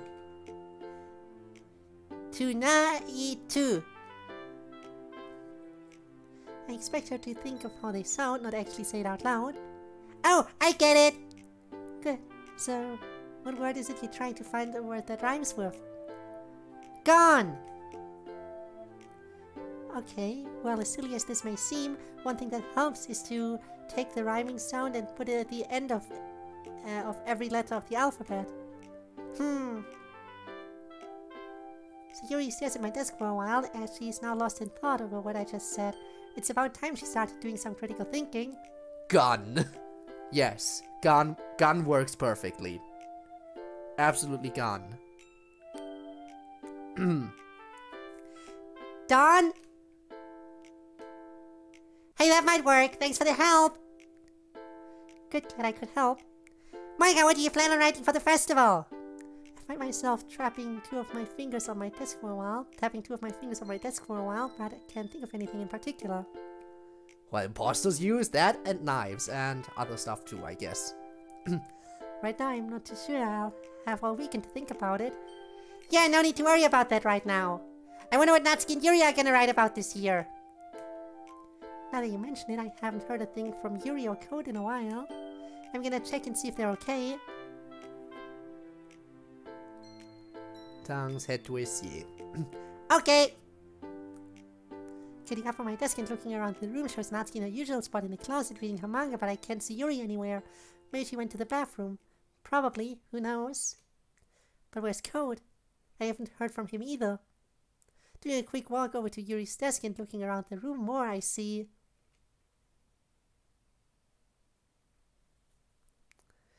Well, there we be. My eyes widen a bit at the side in front of me. Oh, this is too good, so Yuri needs to see this. Take a picture. Take a picture and show it to them. Turning around to where Sayori is, I usher her over to where I'm at, so she can see what's happening and motion her to keep quiet. Once she sees what I see, she gasps slightly and then looks over to me. No way! Do you think they're... It wouldn't surprise me. I don't want to wake them up, but we gotta share poems now. Should we get a picture of them like this? My thoughts exactly. Okay, that's why there's a huge light in their faces. Because God is watching them. Suddenly, no. No sayonara. Nah, probably not. Ah, you know fun! Ignoring her and gently grabbing a hold of Yuri's shoulder, I shake her a few times in hopes of waking her up. Yuri? Wake up, Yuri. After a short amount of time, it looks like she's coming around as she looks around the room for a little bit. Huh? This isn't the napping club, you know. Oh! Oh, callbacks! Callback! Normally it's Sayori saying this to MC. And boom! Now we have the same interaction between Monica and Yuri. Sayori, you wanna do the honors of waking up in MC so you can do that exact same line?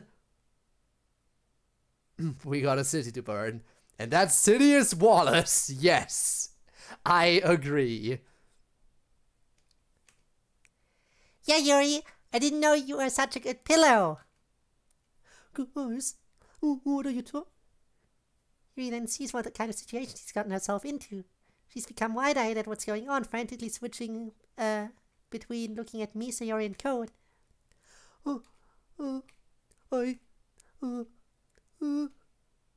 Hey, calm down, Yuri. We won't judge. Code approved. Of course I would approve burning Wallace. We won't judge. This... I promise you. Let's wake Code up. It's poem sharing time. Yuri breathes a sigh of relief, then turns her head to Code, who is still asleep on her shoulder, and shakes him a few times. Code? Hey, wake up. Code then manages to get up from Yuri's shoulder, but doesn't move very far from her. 5 more minutes.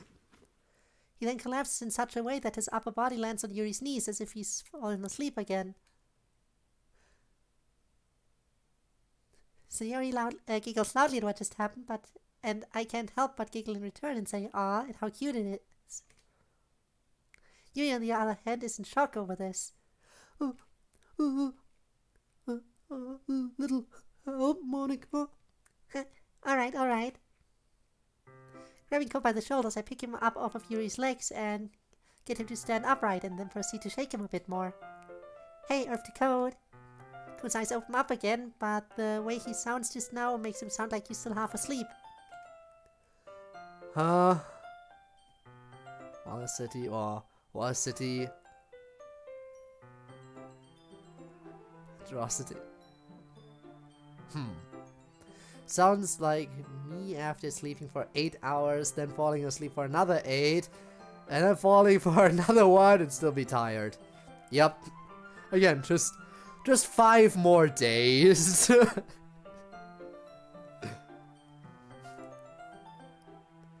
Honestly, it makes you even sleepier. You sleep too little, you wake up tired. You sleep too much, you wake up tired. You sleep the recommended 8 hours, you wake up tired.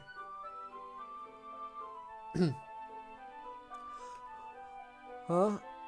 Monica? What year is it? Sayuri, grab my water bottle. You got it! When Sayuri leaves, Yuri stands up from where she was sitting on the ground with her face showing concern. Natsuki then pops up seemingly out of nowhere. Monica, what do you plan on doing? Yeah, what's going on? And that is the first Natsuki line in this entire stream. Only took 1 hour and 42 minutes. Ha, and here we are. She has finally appeared. And sleeping 3 hours is is 1 hour sleep is 1 hour sleep enough? Yeah, absolutely.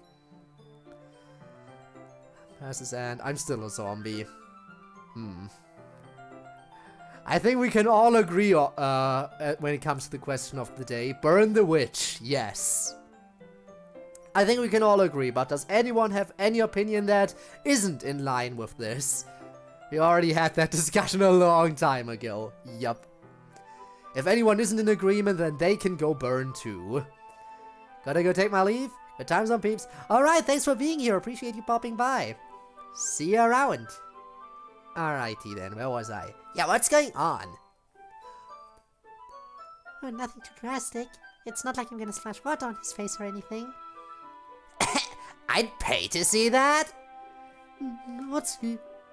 Diverting my attention to Code shows he's still partly in dreamland. Code, we're gonna get you some water to help you wake up, okay? Code barely manages to speak audibly to me. Tomorrow's Christmas Eve. So I'm not surprised. While I'm dreading this moment, as it feels like it's taking forever, I'm hearing Yuri giggle at what Code said. No surprise you would think that's cute. Not long after, Sayori returns with my water bottle and hands it over to me, which I then give to Code and let go of him in return. And sure enough, when he goes to take a drink, he ends up getting water all over his face and his uniform and the floor. Well, jeez, I'm awake. And the jungler. Ooh, you are? Wallace, make him follow us first of all. Ban him from every social media he's on, but keep him on Twitter and Reddit. Also burn everything he owns, including his soul. Bold of you to assume he even has a soul. Slept 11 hours a day, and that's because I slept in when it's because I slept 11. Damn. 11 hours sleep is always nice. I remember when I was able to do that. But now I can't due to being busy. Shit. Sucks. Exactly 10 o'clock. I mean, that's fair. At least that means you have a sleep schedule.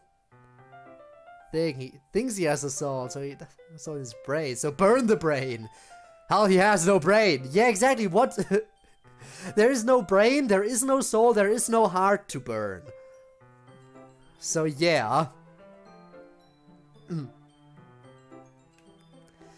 Ignoring Natsuki laughing out loud at his mishap, I'm somewhat relieved, but I can't help giggling to myself again. Good. How was your trip to Dreamland? He then shakes his head vigorously in an attempt to get all the water off of him. Rather boring, not gonna lie. Yuri proceeds to pull out a tissue from her bag to give to Code so he can dry himself off, but look at her always thinking. 3:42 p.m.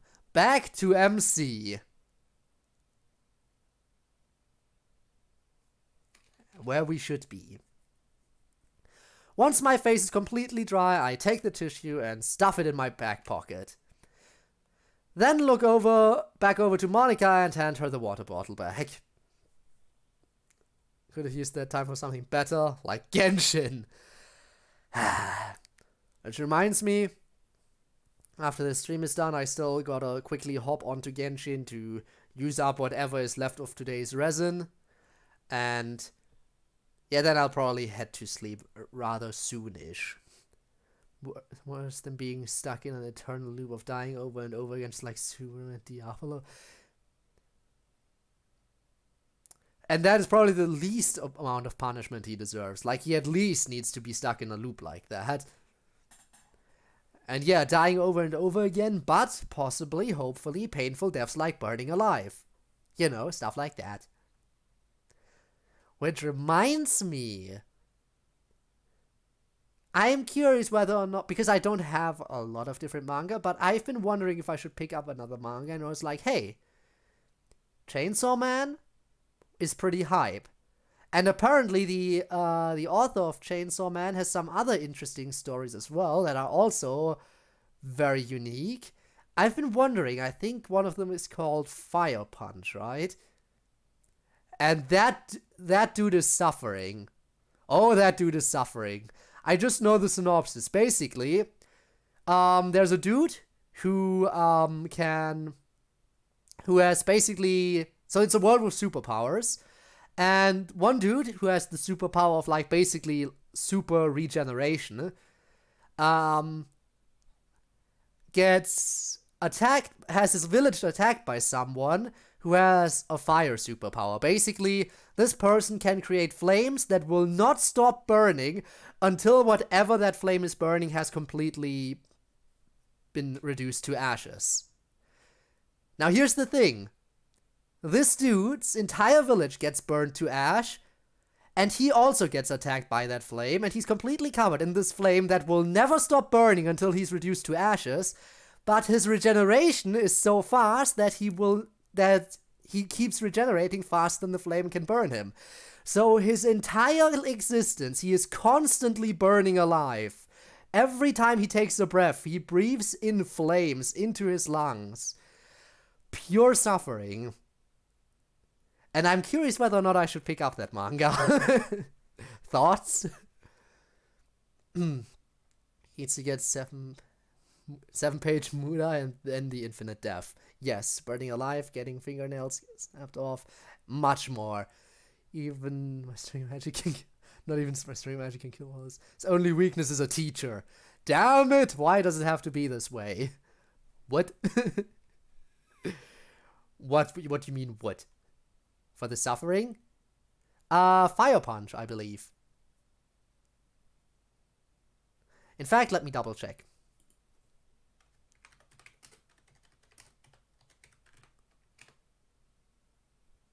Yeah, it is Fire Punch. Okay, had to double check the name. Alright. Now, where were we? Water bottle bag. Monica, could you repeat the part of the stuff where you said all about the... Monica, could you repeat the part of the stuff where you said all about the things? She just stares at me for a second or two. Talking is hard, man. I can't help it. It's time to share poems now. You feeling up to it, bud? Yeah, I'm more awake now, I promise. Wait, that's not what she asked. Right. Hope to see you soon. Monica walks away from me over to where Natsuki is while Sayori's sitting at her desk writing down something. Okay, good. They're all busy. Wonder what Yuri brought in for today. Looking around for a little bit shows Yuri still relatively close to where we were sitting down earlier, but she looks a little apprehensive. Did I make her upset by not wanting to read anymore? Do I dare even bring that up with her? Should I wait for her to talk? Maybe I should Oh, how are you feeling? Huh? What? Oh, I'm better now. Yeah, maybe I should bring it up. Sorry about not wanting to read anymore today. Oh, don't be sorry. We all have those days. Oh, I'm not upset with you about this. This guy got cuddles for free. And he was asleep throughout all of it. Hearing that makes me breathe a sigh of relief. The last thing I want to do is make her upset. Okay, thanks, Yuri. He then looks away from me for whatever reason. However, would it be okay if I read your poem first? I don't know why, but something seems a little off. What is his secret, damn it? Ah, if only he could inform us, enlighten us. I didn't even say anything to her that would cause her to be pink already. Maybe if I just be myself, then things will be fine. Yeah, I don't mind. Let me go grab it first. It doesn't take long to grab my backpack and give her the correct piece of paper. She takes it from me and begins reading. Meanwhile, I can't help but feel nervous about what she's gonna say. Feels like the seconds are becoming minutes. I mean, I did write about what I was feeling at the lake yesterday, plus I tried remembering what she said about symbolism yesterday. Okay, I think I'll check the art later. Because, you know, we do want to make progress. I want to at least make sure I finish this chapter and maybe get a little bit done in the next chapter. After all, we want to make good progress so we can get to playing Minecraft soonish, if they take longer to finish, you know, the Season 3 collection of club meetings. Which they might, I don't know. I thought Natsuki was the pink master. Yeah, right? It's weird. Time passes and she still holds on to my poem, but averts her attention to me, in which I don't quite make eye contact, but look in her general direction out of instinct. Good, I must say I'm seeing some improvements from last time. I never thought you'd be the one to try to write so mysteriously. I'm impressed by your effort. Pleasantly surprised by her words, I genuinely smile at her while taking my poem back. Thanks, Yuri. I kinda remembered our talk about symbolism from yesterday and attempted to apply it here and there. Yuri's blush from earlier makes a return. I could tell. It can be a little bit tricky to implement properly, wouldn't you agree? I'm remembering how much that made my brain hurt last night. Yeah, definitely. Right now it becomes less difficult with enough practice and thinking. Well, that's good to know. Is it common for your head to hurt a lot when writing, or is it just me? Wait, why did I ask her that? You remained silent for some time, but her smile eventually makes a return. Yes, that's very common with new writers. Don't worry, God, I'm certain everyone experiences that at times. When that happens, doesn't it feel like your mind becomes fixated on what you're trying to write to the point where it blocks out every other mental process that's going on, and it becomes more difficult to think rationally? Oh, damn. She had that one right on the head. Yes. Is this coming from experience? Yes, I suppose it does. I thought you already said that is very poggers of you. Oh no. No, now you're thinking of club meetings again. Of the ship between Yuri and Natsuki. Where she said, "It is the height of poggery." But yeah, that was a thing. Go on, Yuri's mind, gotta go. I don't know what the ambulance number was for them. My advice for if that ever happens is to just walk away from it and try to accomplish something else. Something to let your mind unwind for a while. Then once you return to whatever you were writing, you'll approach it with a different, more open mindset, and you'll be surprised at what comes to you. Oh, there I go, rambling again. Yuri, has anyone ever told you that you give the best advice? I can't help but feel nervous after saying that, and also blushing a bit. But my blush goes away the moment I see her shocked face. Do you really mean that? Be genuine with her. Of course. I'm gonna have to remember that the next time my mind is mean to me like that.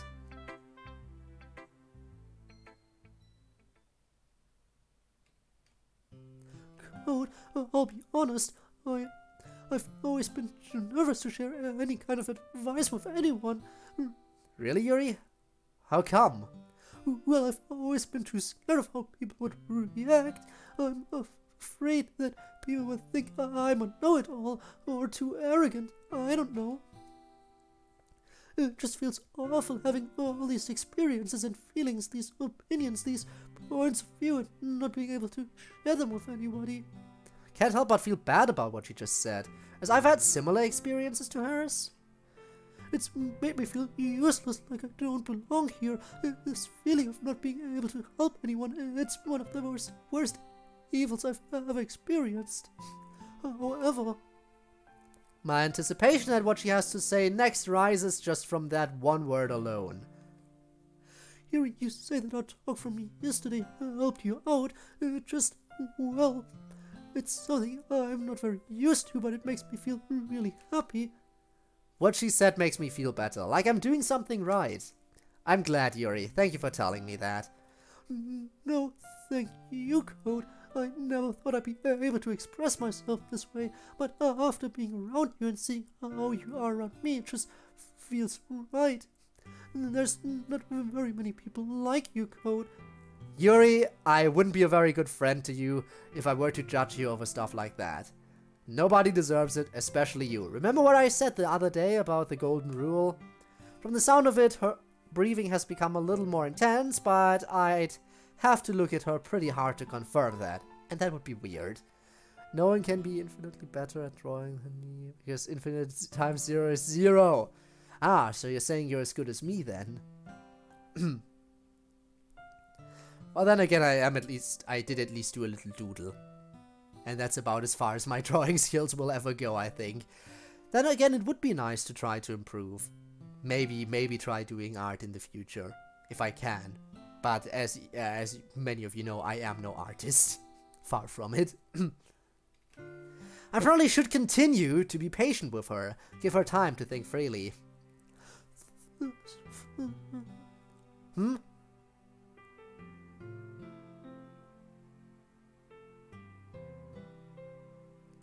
Never mind. I'm just really thankful to have you as a best friend. My genuine smile from earlier makes a return. Even if it does make my face hurt a little bit, I'm happy to make her feel this way. Me too, Yuri. Another smile plays out in the space between us until I remember that I haven't read her poem yet. Oh, that reminds me. I still haven't read your poem yet, may I? Yuri reacts in such a way as if she's brought back to Earth or something. Oh, yes, I'd be more than happy to show you mine. She brings her bag up from the floor and pulls her poem out to hand over to me, all of her smile never leaving. Beach. Oh, they wrote the beach poems, okay. A marvel millions of years in the making, where the womb of Earth chaotically meets the surface. Under a clear blue sky, an expanse of bliss, but beneath grey rolling clouds an endless enigma. The easiest world to get lost in is one where everything can be found. One can only build a sandcastle where the sand is wet. But where the sand is wet, the tide comes. Will it gently lick at your foundations until you give in, or will a sudden wave send you crashing down in the blink of an eye? Either way, the outcome is the same. Yet we still build sandcastles.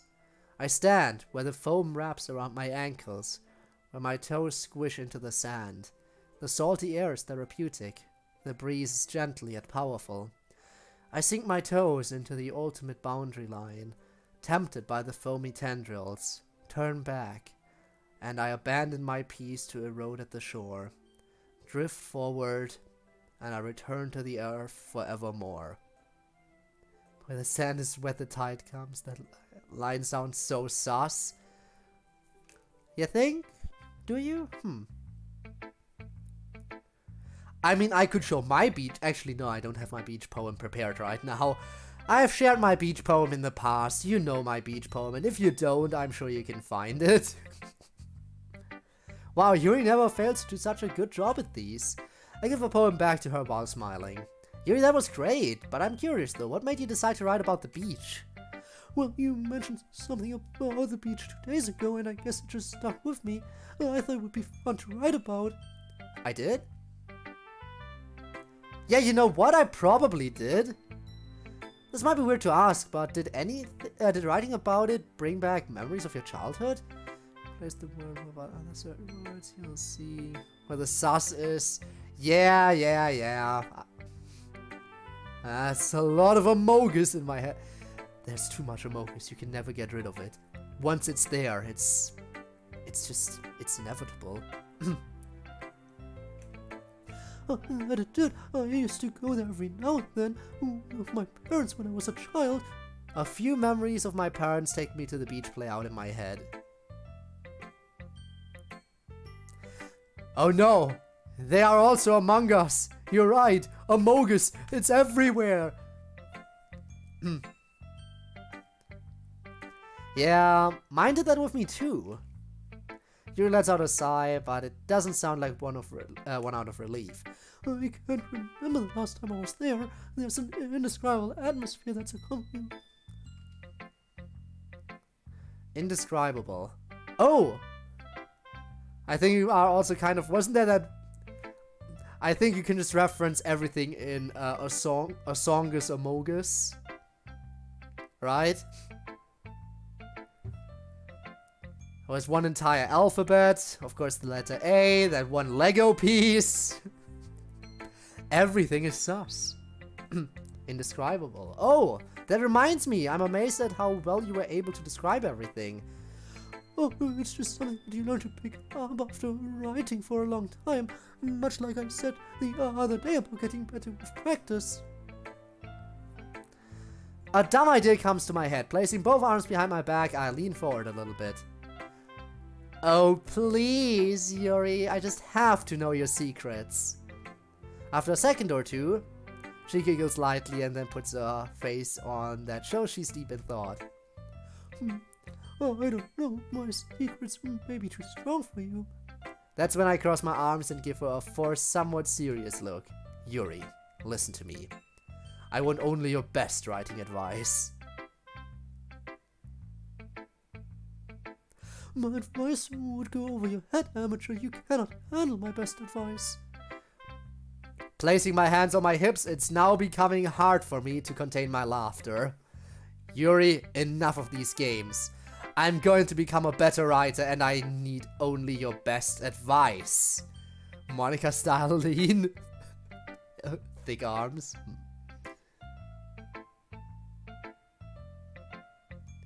Oh, it's not so. I don't think you can handle my best advice. You'd better go to an individual that offers weaker advice. Arms down this time. I try putting emotion in my voice, but it's difficult when I'm on the verge of laughing. Yuri, I'm telling you, I need your best advice. I want to do a good job for the festival. And I need only the best advice out there.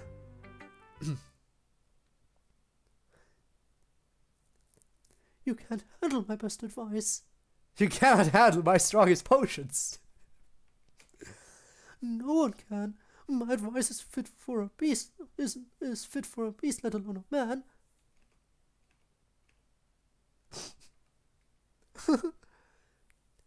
We both can't help but laugh at what just transpired, but end up recovering shortly after, with me having to catch my breath towards the end. Don't worry, Code. I think you're worthy enough. I can't help but breathe a sigh of relief while I'm almost done recovering from earlier. Oh man, I never thought this day would come. I cross my arms at her, this time with a smile on my face, and intently listen to what she has to say. Okay, so if there's one thing to remember to help with being more descriptive, it's not only write out what you feel, but also what you see and hear. It's the little things like that that can really make a difference. What you see and hear. I like that. I'm gonna have to remember that. She then brings her poem up to where me and her can see it. Take this line for example. Under a clear blue sky, an expanse of bliss. What did that make you think of? It made me think of the waves crashing under the sunny blue sky. That's right. Now let's look at the next line. But beneath grey rolling clouds, an endless enigma. Yeah, everything became more overcast, changing the mood. You see, it's the little things that help paint the picture, as you would say. My smile and blush grows just from hearing her use my words to prove her point. Feels like I'm doing something right.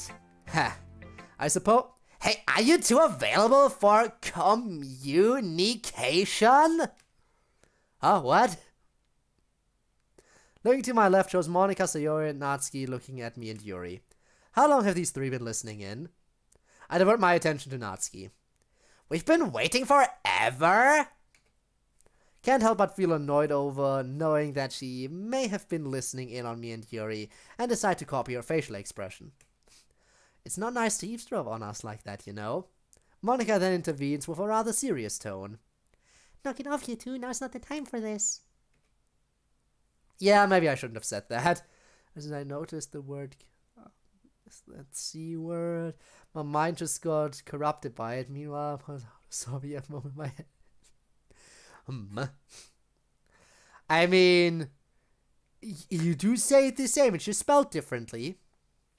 Maybe I shouldn't have said that. Natsuki keeps silent and crosses her arms at Monika, whereas I take a step back and start looking towards the ground, feeling a little guilty. Alright. Much to my dismay, Monika's tone of voice turns back to normal. Now, everyone. It seems that we're all done sharing poems, right?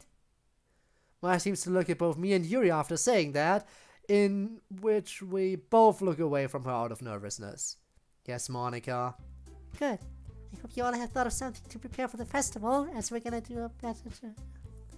Okay, so on the previous day I think we shared with everyone except Monika, and today we shared only with Yuri. It's getting less and less every time. Are we even gonna share poems at all in the future? Probably no. My eyelids skyrocket once again, this time not out of excitement. Oh god, oh no, I completely forgot to think of that. I thought I was supposed to write a poem for the festival, and I don't even know what to write about. Nazi confidently puts her arms on her hips. I already know what I'm doing. Oh, what do you have in mind? My dad's gonna be available this Sunday. He's gonna help me with making cupcakes for the festival. Didn't she mention something about that the other day? That's great, just make sure to make a few dozen and all different colors too. Sure thing. How about you, Yuri? What do you have in mind? I turn my head towards Yuri so that she has my undivided attention, as I'm sure everyone else does. Well, I was thinking, last year we didn't do anything to the classroom in terms of atmosphere. Yeah, I gotta admit, Yuri's got a point. Last year's performance was pretty boring. Oh, I know! What if she makes a bunch of decorations and such for the room? Yuri appears to be a bit more relaxed, looks at Sayori and manages to smile at her. Yes, that exactly. I can only guess from her tone of voice that she's happy that Sayori finished her train of thought for her. Also, welcome back, Ivanov. Glad to see you again. We are still on the same chapter, by the way, but I'm assuming this chapter is reaching its end soonish, and we will get a little bit of chapter 5 done today. I'm not sure entirely how many chapters there are. I think there was 8 chapters, but we will see. We will see. In any case, this will definitely take at least 2 more streams after today. But maybe 2 more streams after today will be the end of it. And then maybe we can start the Minecraft stuff. Could be interesting. Alright, let's go. Continue.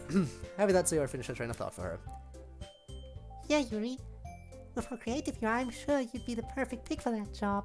I have to agree with Monika. I'm sure Yuri's smartness, intelligence, would make that job a good fit for her. My attention is diverted back over to Sayori. But wait, what about you, Sayori? I didn't expect her to show a surprised look, but here we are.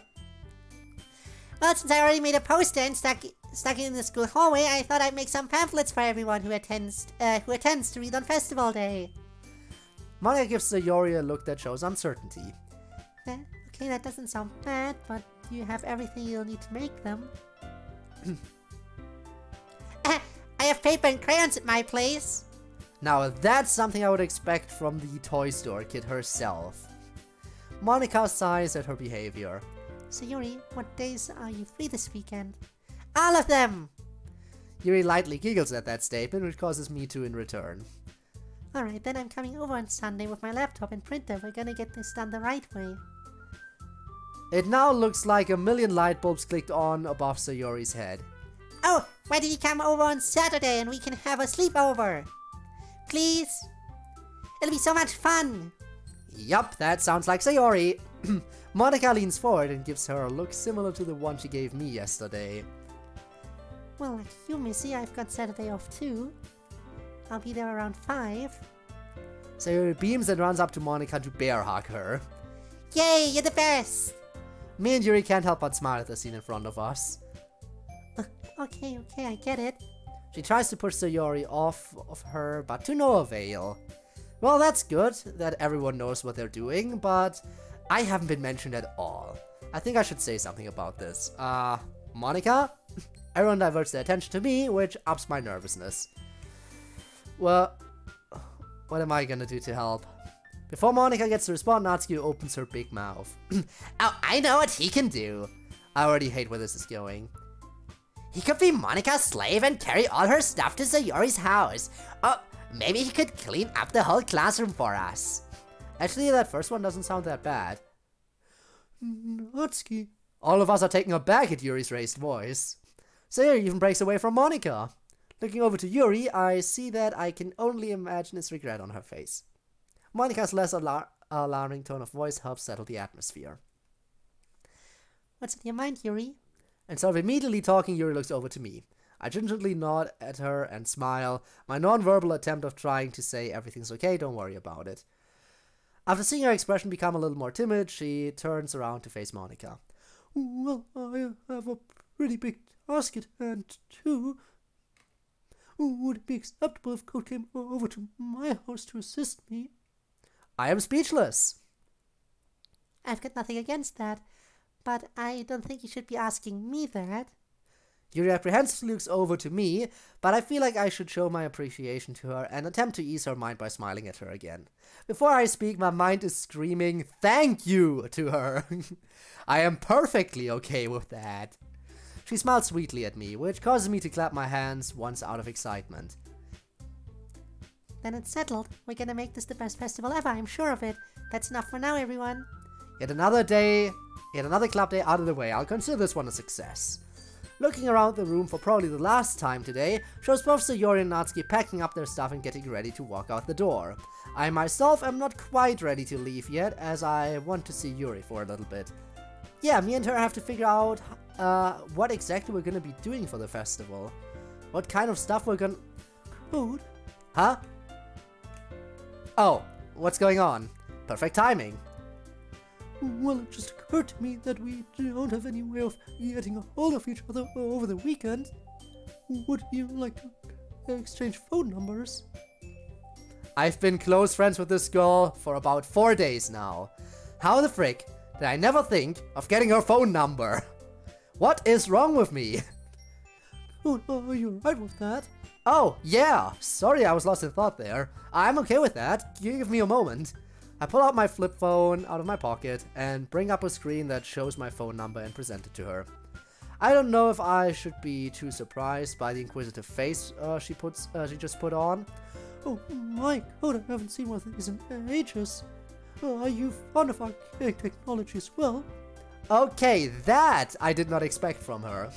Well, yeah, I suppose it's something I appreciate. It's just, this is the only phone I could get with my parents' phone plan. It's pretty simple, which I don't mind. Huh? She's messing around with my phone? I don't know how to feel about this. Not that she's gonna find anything that'll make her think differently of me. Hey Yuri, it's your turn. She looks up to me and just now seems to realize what she was doing. Oh, you're right. Sorry. With that, she quickly hands my phone back to me, grabs hers from her bag, brings up a screen with her phone number. Here's a fairly recent LG phone in a purple case. Hers is a fairly recent LG phone in a purple case, complete with a camera and a 3.5mm audio jack. This mod feels different, right? It does feel a bit different. Yeah, I have to agree. This mod does feel a bit different, probably because our main character that we're playing as is characterized a bit differently, you know? And I think since, you know, the main character is kind of always a bit of a focus, that change definitely changes the feel of it. Right? It's not just me. That and there's bullying. Everything that my phone doesn't have. After inspecting her phone for a bit, I take note of her number. Ah, there we go. A total of 2 contacts in my phone. I swear I'm hearing footsteps right now, but I'm gonna push that to the back of my mind. Okay, got it. Ready to walk home? Maybe we could talk about the festival along the way. Actually, Code, Both me and Yuri turn around to see what Monica has to say. I was hoping I could talk with Yuri a little bit more. It's rather important. While I'm blankly staring at Monica, trying to process what she just told me, a slow creeping feeling of disappointment makes itself known. Well, so much for getting to walk home with Yuri. At least I got her phone number now. But what could Monica want to talk with her about? I decide to step forth with a concerned face and talk about what I'm thinking of. Monica? Yuri's not in trouble for anything, is she? Monica smiles sweetly and looks down at me, which makes me feel a little more at ease. Code, she's not in trouble, I promise. There's nothing to worry about, bud. No way that Yuri's phone is the same as my... Oh my god! You have the Yuri phone! But it isn't a purple case, it's a grayish gold. Well, now you gotta buy a different case. Now you gotta buy a different phone case. Also, hi there, Pooh. Ooh. Hello there. And I just have to talk about club-related stuff. Monica's the club president, she knows what she's talking about. It probably is about club-related stuff anyways. Hell nah. You have to buy a case. Wait, me? Who? What? Why? Alright then. There's one more thing I need from you, Code. Oh? What would that be? As club president, it's best if I'm able to contact all my members if anything were to happen or an emergency comes up. Plus, I'm gonna need to know what poem you'll be presenting on Monday. That's actually kinda clever. Pushing aside the fact that I still have no idea what I'm going to write for the festival, I like that. Yeah, I can live with that. Monica takes her phone out of whatever she keeps it, or of wherever she keeps it, and the same number exchanging procedure plays out, but without her commenting about my phone. Stepping away from her to grab my book bag, I wave to Yuri before leaving the club room, to which she smiles warmly and we exchange our farewells. Wow, not describing Monica's phone in detail? Okay then. Perspective change again? Had a feeling it was coming. 3:58 PM, Monica's point of view. House coding code. I do not code very well. Sadly, still, it be me, the person who knows just some basics.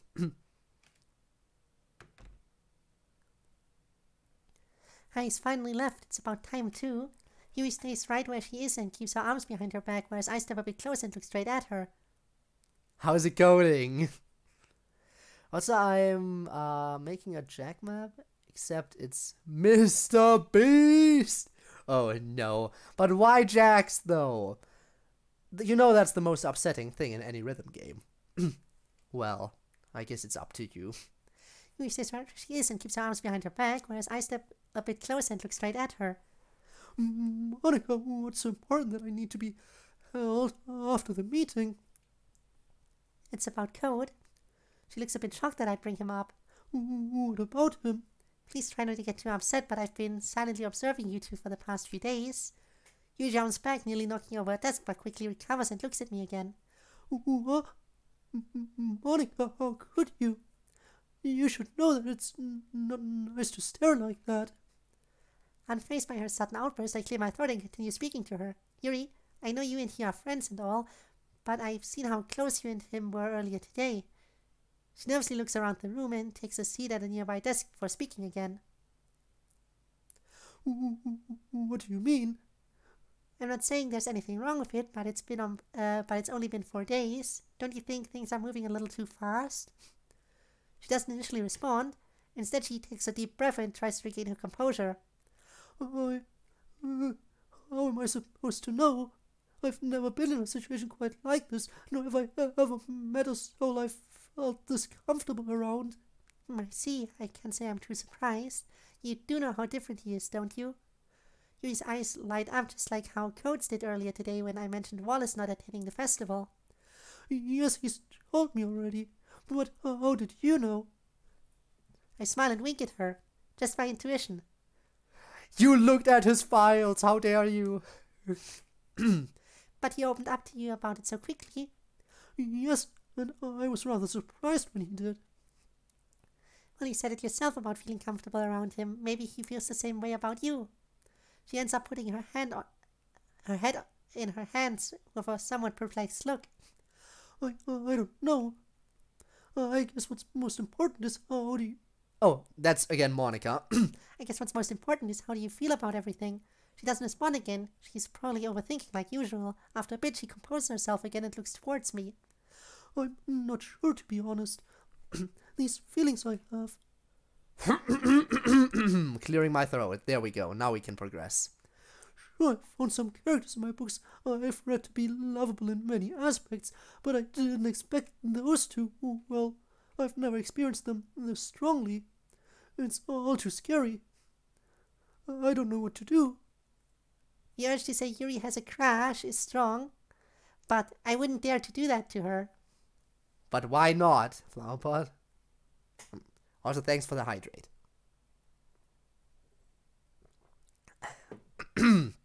Gotta do that quickly, because otherwise I might get screamed at by someone else in chat. I'm still the club president right now. Hey, don't be too hard on yourself. These feelings of yours are perfectly normal. Look, Yuri, if you want to pursue anything more with him, I won't stop you. If there's any advice I can give you about this, it's listen to your heart. Trust your instincts on whether something feels right or wrong. Are you sure? Of course I'm sure. We're friends. Would I ever steer you wrong? Well, that made her smile for once. Ah, Monica! I can't trust you when you say that. I really can't. Because I know fully well that you would steer them wrong. Well, all right. I'll trust your judgment, Monica. Just... She proceeds to get up from her seat, grab her bag, and turn around to face me with a concerned look. Please don't tell Sayori or Natsuki that we talked about this. Oh, Yuri, some things never change, do they? No need to worry. I hope everything works out for you in code. Thanks, Monica. Farewell. As she's starting to her walk out of the club room, something comes to mind that I should tell her. Oh, wait. One more thing. Oh, what is it? I'm not sure if you like opera at all, but the Dream Oath will be showing on TV tomorrow at 6. Her eyes light up once more and she brings both her hands to her chest. Oh, the story of Reiko and Maria. I haven't seen that since I was a child. I'll admit, opera may not be an interest of mine, but I wouldn't pass up the opportunity to watch that again.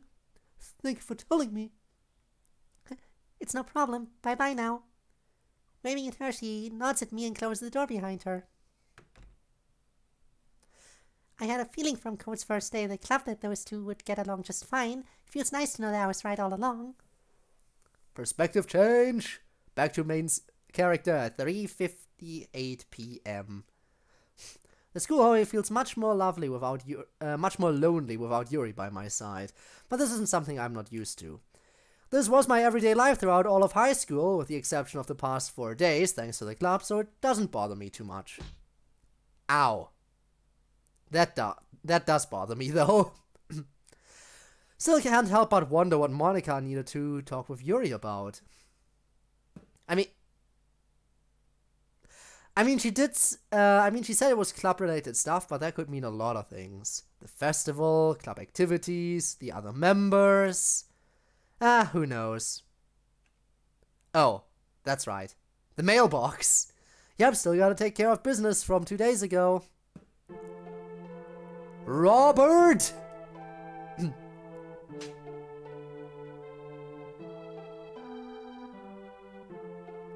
just never ends, does it? Stepping out into the courtyard shows that it's not raining anymore, yet the grass, leaves and trees around me are still damp after everything. Not the sandals, yes the sandals apparently. But, yeah, see, that wasn't as bad. That wasn't nearly as bad as the... And then it happened again.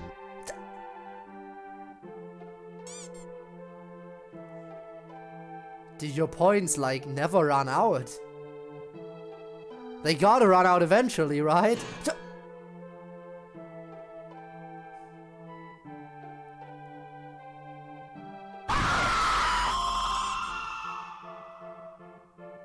Dude. Yeah, no, Rob. Like, do you have a snoop?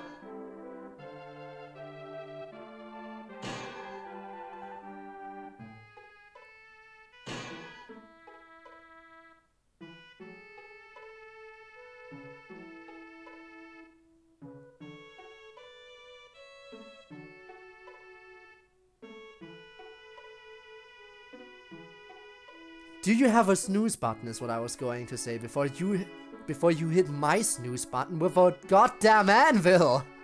3 of them. The code is dead. Yes, he died. What a sleep. It's killing time. I guess it was killing time. But I am okay. Hopefully. The instant of the 15th. Yet.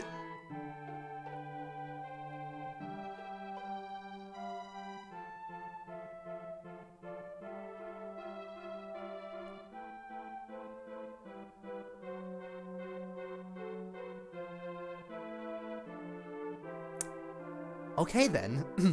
The code is dead? Yes! He died!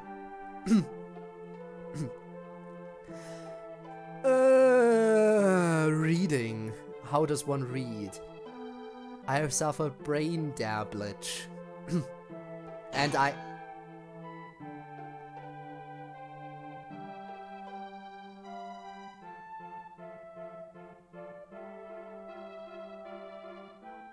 am never going to recover from this, making sure he's dead. Ah!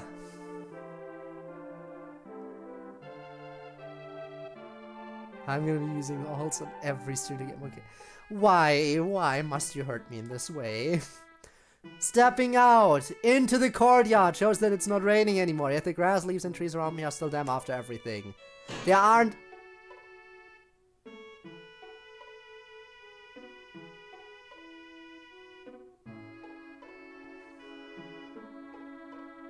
There aren't. There just aren't. There aren't any brain cells left that are still alive. Jesus Christ. There aren't any students around this time, which for whatever reason helps me feel at ease. No possible way of silent judgment if nobody's around. Instead of taking the usual route home, I have to take a different one so I can make it to the park. This means I have to walk towards Yuri's house to get there. Even though that's not my destination, just the thought of that makes me feel nervous. There may not be any brains left, but there is a skull, a numbskull, which is me. I'm gonna be going to a house someday this weekend. Now that I think about it, I don't think I've ever been over to anyone else's house before. What the heck, man? Maybe I could text her tonight before going to bed so we can figure stuff out and whatnot. After saying that out loud, I find myself looking forward to talking with her tonight. Maybe I shouldn't be getting this excited over it, but I can't help it. I cannot spam. It'll be long. Ah, I see, so you're saving up again now. About 8 or so minutes pass, and I finally made it to the blue mailbox that's at the north end of the park. Finally. Stopping in front of it to open my backpack and find both the envelopes I need, I deposit them into the mailbox and look away from it towards my way home. Thank Christ. Now I never have to think about that again. Time to head home. Maybe get myself a bowl of Frosties or something. Yeah, that sounds like a good... Hey, Code! What? Huh? Who said that? Looking around a little too frantically shows nobody I recognize. Come on, Sayori, where are you?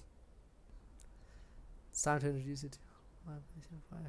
It's time watching you. You didn't.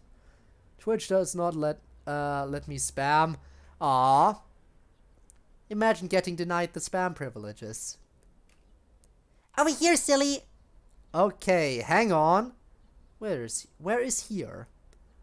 Looking around the area more carefully shows Sayori sitting on one of the benches all by herself. What's she doing here?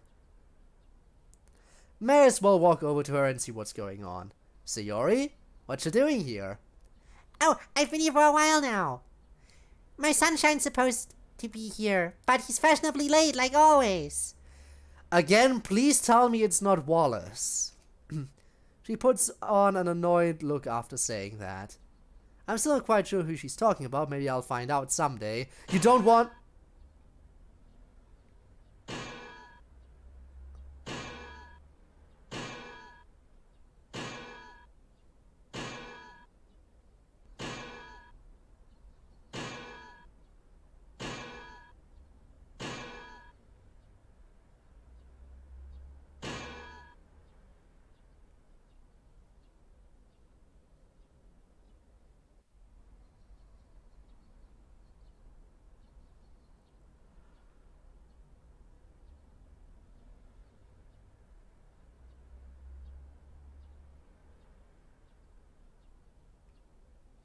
Excuse me?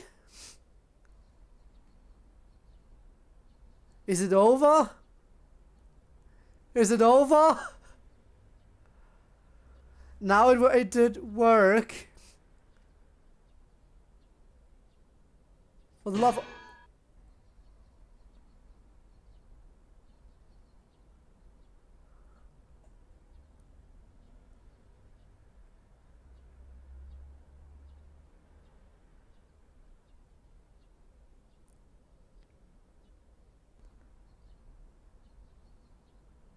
How about now?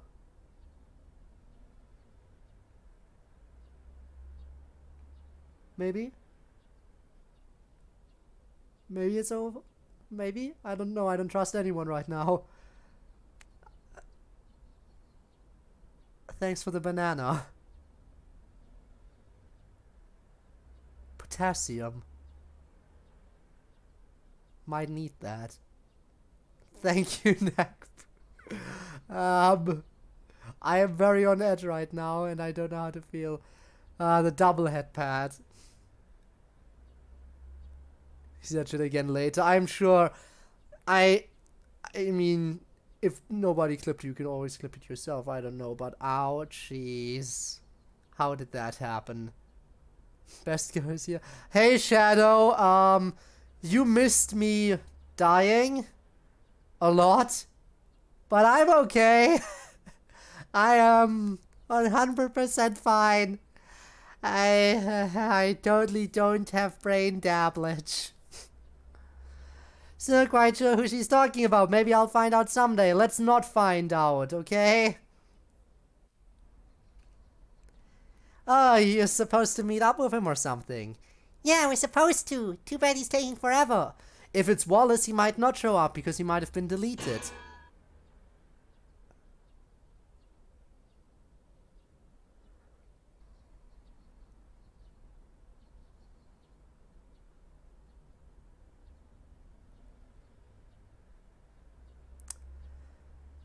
Much like every last brain cell I still had left.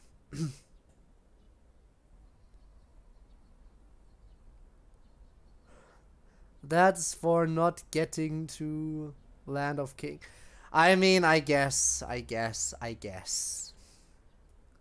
Perhaps. How the hell you not got brain damage from all that? Oh, just a few. Just a few anvils. At this point, after getting hit by so many anvils, you'd think my head would have adapted to it and become so incredibly hardened by the constant impacts that nothing could faze me anymore. And yet it still hurts. I was supposed... Yeah, we're supposed to. Too bad he's taking forever. Yeah, I hear ya. Mind if I keep you company for a bit? She looks to be in thought for a little bit before speaking again. Yeah, sure. I don't mind. Neat. That's when I take a seat on the same bench as her, but be sure to keep distance between us. The scenery around here is nice and mellow. Yeah, I guess that works. The setting sun and the sound of birds has a nice feeling to it. What should I talk to Sayori about? School? Life? The park we're at? Should I tell her about the lake that me and Yuri sometimes go to? No. That's something special that should be kept between me and her. Besides, I accidentally blabbed about the classroom to Monica earlier today. Oh, I know! Hey, Sayori! Are you excited about the festival? Yeah, it's gonna be great. I'm gonna write the best poem ever for it. Oh, that's gonna be awesome! Can't wait to hear it. It sure is. What about you? Aren't you excited for it? I don't initially respond to her, mainly because my mind is racing about everything that will happen about the festival. Well, yeah, I'm looking forward to it, but why are we even performing in the first place? Nice JPEG behind us. Damn. I think it's because Monica wants to try to bring in more club members before we graduate. Somebody to pass the torch on to. Yeah, something like that. I hear ya. I'm a bit indifferent about getting new members, though. How come? I don't really do well with most people in our school. I mean, you guys in the club are cool and all, but what if someone I don't like joins the club? It'd feel like the only after-school activity I've ever attended is being ruined. I think I get that. Yuri said something like that when Monica mentioned that last week. Yuri. I guess I'm also a bit nervous about reciting in front of everyone. Yuri said she's pretty nervous about that too. I'm sure the both of you will be fine. Try not to worry about it too much, and it'll be over before you know it. After thinking about that, she's got a point. Don't mix up voices? Huh, that's new. When did I mix up the voices this time? I mean, I do that sometimes. But what specifically? Gonna beat Star Walker and Jevil and Spampton only $3.99. Yes, do that. Beat them all. I bet my time in front of everyone will be like some kind of weird time warp experience. You must really like her, huh? What? That came out of nowhere? I mean, me and her are best friends, yeah. That's sweet. She's lucky to have you as a best friend. Maybe I shouldn't be blushing at the thought of that. Hand goes to the back of my head again. I don't know, Sayori. I kind of feel like the lucky one here. I never thought I'd find someone I can relate to so well. She giggles to herself again. Oh, I know. What if you ask her to be your date for the festival? My eyes skyrocket for the third or fourth time today. Did she really just say that? But why does the thought of doing that make me feel excited? I mean... I think she would really appreciate that. That's just my opinion, though. I mean, I'm not opposed to the idea. Then what's stopping you? I find myself staring blankly at the grass below me, as I am literally unable to answer that question. Isn't Sayori MC's best friend? Sayori depression kicking in? No, we're technically a different character. Like, Sayori's childhood friend is a different character from the main character in this. And he didn't join the literature club, he went straight to the anime club as he initially wanted. So yeah, Sayori's childhood friend went to the anime club despite the invitation. Very, very sad. Find myself staring blankly at the grass below me as I am literally unable to answer that question. Again, she's waiting for, as she put it, her sunshine. The MC. OG MC. Well, just know that none of us are. Code, there's something I feel like I should tell you. Well, now she has my full attention. Ever since you've joined the club, this is the most I've ever seen Yuri interact with anyone in all my time knowing her. She's always wanted to be by herself whenever we tried involving her with any club activity, and we almost had to fight tooth and nail to get her to recite for last year's festival. I don't know if it's because you're a boy, but you're doing something right. Is that so? Maybe it's because of how different me and her are from everyone else. Cole, you're silly. Everyone's different in their own way. Reminds me of a song that I like. 'Cause everyone's special, special. Everyone is special. Everyone in her own way. I'm not gonna try to properly sing because I can't. Good to hear that MC is doing good. I think he is. Unless he's Wallace. In which case, yikes. Can't help but smile and laugh a little bit at how silly she's being. Reminds me of what we talked about on our trip to the vending machine yesterday and how she's a kid at heart. Alright, alright. I think I get it. Sorry, I couldn't resist. But are you sure that you and she are just best friends? You two were awfully close to each other today. One eyebrow raised at her out of curiosity. What do you mean? If he's Wallace, then I really don't like the creator of that mod. Damn. Damn. Monica, so you went to the anime club despite my directions. Ooh. I mean, hey. We did get a different MC because of it. So, you win some, you lose some. But I prefer OG MC. What do you mean? Seriously, nobody told you? I still have no clue what she's talking about. No? Yeah, you fell asleep on her. It was so cute. I jumped back a little bit at hearing that. What? No. You're kidding, right? I swear. I mean, I remember falling asleep at one point during reading with her and getting woke up with water today, but not that part. What did she do about it? Oh, she fell asleep too. You should have seen it. How could I have seen it if I was asleep? Becoming a little overwhelmed by trying to picture me and her like that, I bury my head in my hands and just let that picture flow its course through my mind until it no longer lingers. I'm not sure why doing that works, but it's pretty effective at getting bad thoughts out of my head quickly. Not that I would consider that particular thought bad by any means. Hey, look at me real quick. What could she want this time? Complying to what she says shows a more serious look on her face. I guess what I'm trying to say is you should totally ask her, ask to be her date for the festival. She'd really like that, and you never know what could come of it. Why does the thought of that seem so intimidating? I'm a bit nervous though. What if she says no? Then at least you tried. Would you be able to live with yourself if you'd never found out? Damn, she has a point. Just the thought of that makes my heart pound a bit. Didn't Yuri say something about her favorite animal today? Ooh, if I get her something, would that convince her more? You know what? I like that. I think I'll do just that. Good. I hope everything works out. I can't wait to see what everyone writes for the festival. Oh yeah, that's the thing to worry about. Who's Wallace? Wallace is a bitch.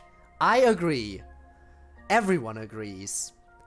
Wallace is a massive asshole who's bullying us. And also kind of some other club members too. Oh, shove our head into our locker so that we were bleeding. He pressed us against our locker and told us to give him money if he wanted us to leave him if we wanted to be left alone. He shoved us into Yuri.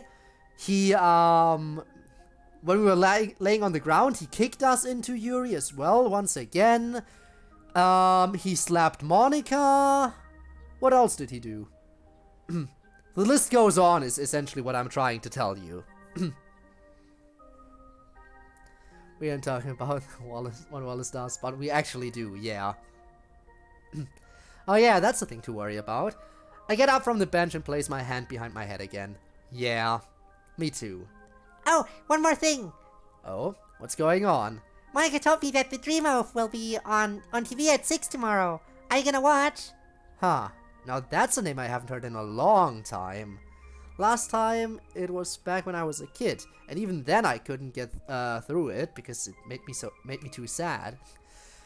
Maybe I'll be able to get through all of it as an adult. And maybe it'll give me some... Oh, what's the word? Improvise? Inspiration! Yeah, that! I'll be sure to watch, thanks for telling me. I think I've spent enough time here. I gotta head home now. Bye, have a nice weekend. Oh, that was MC, right? Yeah, I think I spent enough time here, I gotta head home now. Bye, have a nice weekend. Slapping Monica is kind of valid in my opinion, unless he's a guy. That's worse. The only reason I'm saying that is basically because of what happened in the main game. I mean, I get that. But why do you mean unless he's a guy? What does that have to do with it? I don't see the reasoning for it, but oh well. Bye, have a nice weekend. You too. I nod at her. Turn away and start my walk home. On my way home, I managed to pull the chocolate bar from yesterday out and enjoy the rest of it. Doesn't matter if it's a day old, it's still not bad. Thank God I have absolutely nothing planned for the rest of the day. Everything else on your reasoning, yeah. Are you saying if you're a guy, then it's not okay to hurt someone? But if you're a girl, you can hurt people as much as you want? That doesn't sound like you're... You know, I'm a man of true gender equality. Pulling a Kazuma here, okay? Thank God I have absolutely nothing planned for the rest of the day. Later that night. Jonas Kazuma? Hi, Sato Kazuma desu. Alright, bath time once again, because I don't care. I still think Kazuma absolutely deserved to be the one in the movie to yell out Isekai Assemble. If anyone deserved to yell out Isekai Assemble, it would have been Kazuma and no one else. I mean, honestly, what alternatives were there? I guess maybe Subaru, kind of. Well, I think Kazuma definitely deserved it more than him. Maybe that's just me. Alright, bath time once again, because I don't care. It was a nice lazy day today, but my god, this whole week was crazy. Not very much homework was assigned today, so getting that done was a breeze. At one point in time, I ended up getting my VCR out and hooked it up to our big CRT TV we have downstairs. Maybe I'll have a movie night one of these nights. Feeling nice and refreshed after bath time and getting my hair to look just right, I make my way over to my bed to hang out for a little bit. Can't quite go to bed just yet. I'd have the worst case of bad hair imaginable of all mankind if I did. I mean, I can understand what Kazuma said, but I still think hitting women isn't good. I mean, hitting men is also not good. Exactly. But I think most men can take a punch better than most women. Still need the gender equality. You know what I just noticed in the original game, MC's bedroom did not have windows. That's what it has? Wait, really? He didn't have windows? I thought he did, and it was just pure white outside all the time, you know? Hitting someone in general is wrong. Unless it's self-defense. Yes, if it's self-defense, then you can. Oh, it really didn't. I guess I didn't really notice that difference. Huh. He had everything but the window. I guess this version of MC is living a life of luxury compared to the original one. May as well try to get a hold of Yuri now. I don't know why, I'm just now thinking about it. Grabbing my phone from my nightstand, I flip it open and send a quick text to her. Hey Yuri, it's Code. Hope everything's going well. Send. Jeez, oh man. When was the last time I've done this? Well, I'm not sure what I'm gonna do until... What? I sent in a startled panic because of the intrusion to my ears. What was that? Oh, just my ringtone. Holy crap, has it really been that long since I last said it? Let's see what she's got. Hello, Code. Everything's well over my way. Phew, that's good. I type out my response to her.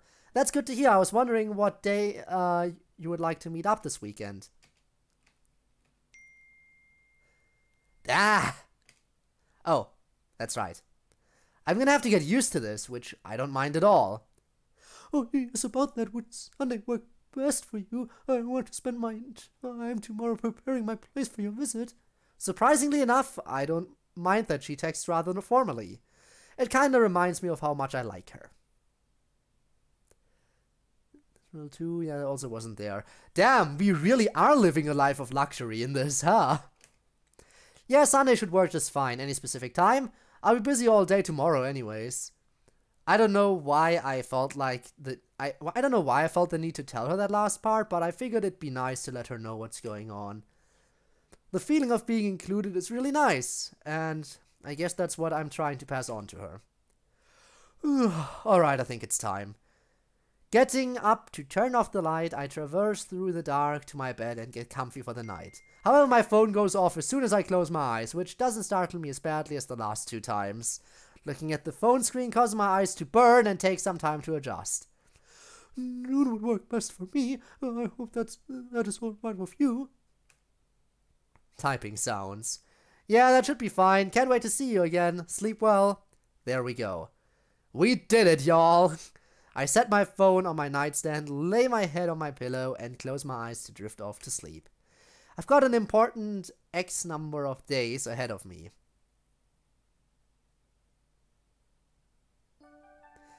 Alright. I think this is where the next chapter is gonna begin? Yeah. Chapter 5. Oh my hero. We will get a little bit into this next chapter. But probably not too far. I imagine we just finished the second longest chapter.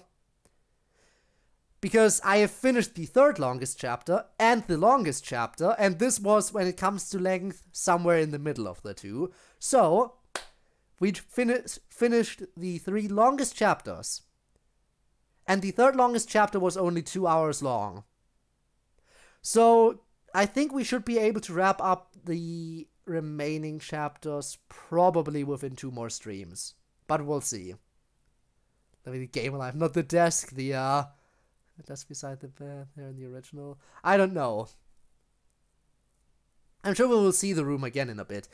Okay, we will absolutely finish the dream sequence at least. I've been soaring among the skies for the past while now. It's a pleasure to have my own set of wings. I can accomplish many things that normal humans cannot, flying. Flying being one of those. Wow. It's got me out of a few sticky situations, either when others needed help or my own mishaps got in the way. I've drifted away from the locals around here in search of an old castle that's been mentioned in passed down stories. Oh, are we finally gonna get to see our castle of walls, maybe? I don't know if he's lucid dreaming or if it's just a random dream. But across the vast grassy plains and mountain range terrains, no such structure is in sight. Legends tell of a princess that keeps herself locked away. One whose knowledge far surpasses those within this commonwealth, whose beauty is incomparable to any object in our world, whose kindness hides behind the veil of a maiden's shyness. Wow. Of course we're dreaming about Yuri. Of course we're dreaming about Yuri. Who else would we be dreaming about right now? I mean, we were asked to, you know, ask her out on a date.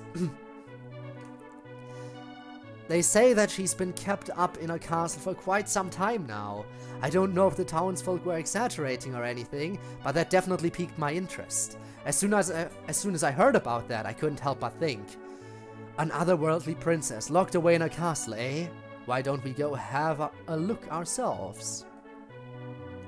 It's been nearly an hour of flying around, and I was starting to lose hope for a bit, but I think I found it. A rather secure stone brick structure now fills my vision. Descending onto the ground and approaching the castle's entrance shows this isn't an ordinary castle. No moat, drawbridge. Portcullis, none of that. Heck, not even a door that most people's houses have. A bit unorthodox, if you ask me. Why would they just leave this place wide open in the middle of nowhere? You know what? It doesn't matter. I carefully approach and enter the castle.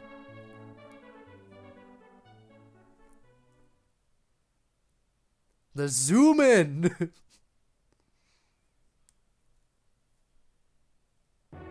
Stepping inside, this place has a very interesting atmosphere. I don't know why, but there's a weird, almost nostalgic, mildew-like smell that infiltrates my nose. It's too bad there's not a lush red carpet atop the wood floor. A few yards ahead shows a seemingly infinite spiral staircase. Guess I've got nowhere else to go. Did I say seemingly infinite a little bit ago? Yeah, I meant it. I'm getting exhausted already and it feels like it's been hours. Maybe I should give my wings a break and start running more often. Once I finally reach the top of the battlement, I look around the area. There's nothing in sight. No princess, just absolutely nothing except for the boring, grassy, tree-filled plains. Disappointment washes over me. Did I seriously travel all this way for nothing? A voice that I think I know makes itself known. All those IRL pics, what the hell? Nah, I think this is still a render. Come on. That sounded like a girl's voice. That's gotta be her. Turning around to look behind me shows... Monica? Excuse me, but... Can we talk about this outfit? Hello? Absolutely adorable. I really do enjoy that. It's a bad art style in my opinion. I mean, fair, I guess. The princess is in another castle. The princess is in another castle. But at least we got Monica. Cozy. Does look really cozy. Alright. Monica? I can explain. No matter what outfit, Monica is always beautiful. I mean, you're not exactly wrong. You're not exactly wrong, you know. I can explain. Oh. Springing upwards from my bed, now awake, I can't help but feel some weird deja vu feeling. Probably because this is 3 days in a row that I've had dreams. That ought to be a new record or something. What the heck was that about? Why was Monica there? You know what? I'm not even gonna ask. Looking over to my alarm clock shows 11 AM.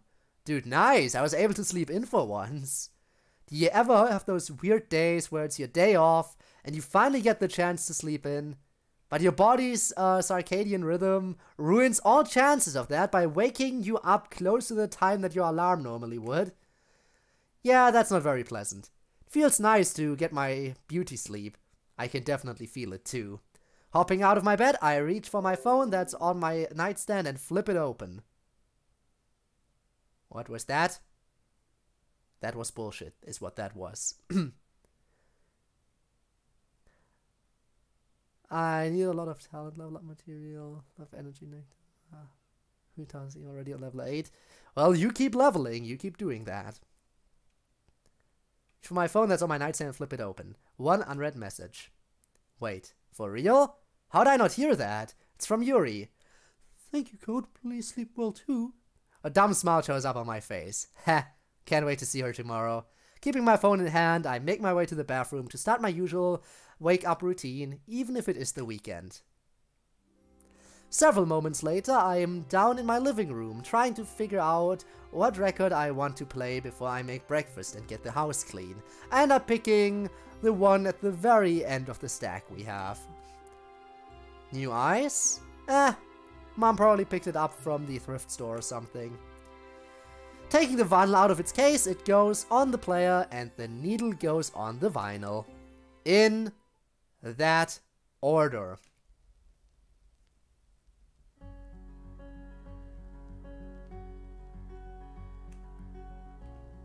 How come Mom and Dad never invested in one of those old-style phonographs? They're pretty much the same thing, aren't they? That would have been so cool. It's my day off and I've been meaning to get the house clean for a while now. That's one of the joys of being independent. You can keep the place as clean or as dirty as you'd like without anybody interfering. That's something my mom would do often that would drive me crazy. Always leaving the sink full, leaving laundry scattered all over the place, and constantly using our couch as storage for whatever she brings in from antique/thrift stores. I have no clue how my dad handles it, but kudos to him for doing so. Now don't get me wrong, I really do miss Mom and Dad, and it sucks that I haven't heard from them in a while, but being alone has its perks. Rambling aside, it's breakfast time. 3 hours later.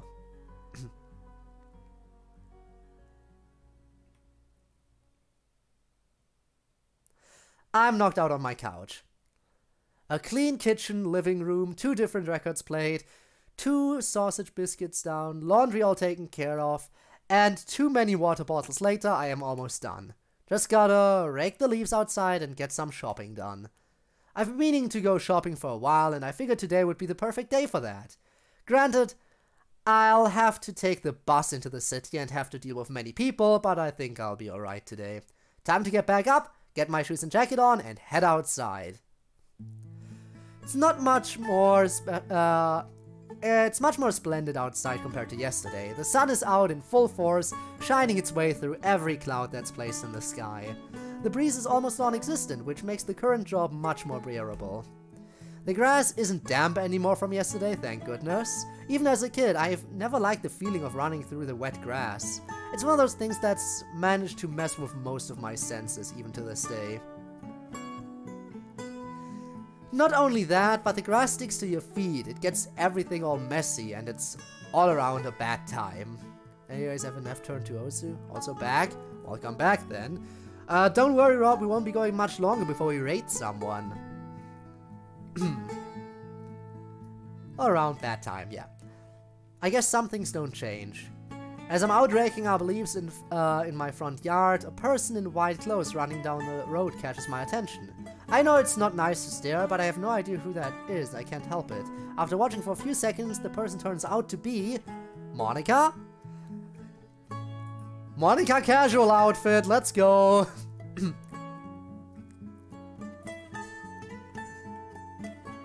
She seems to be in a white shirt and blue jeans.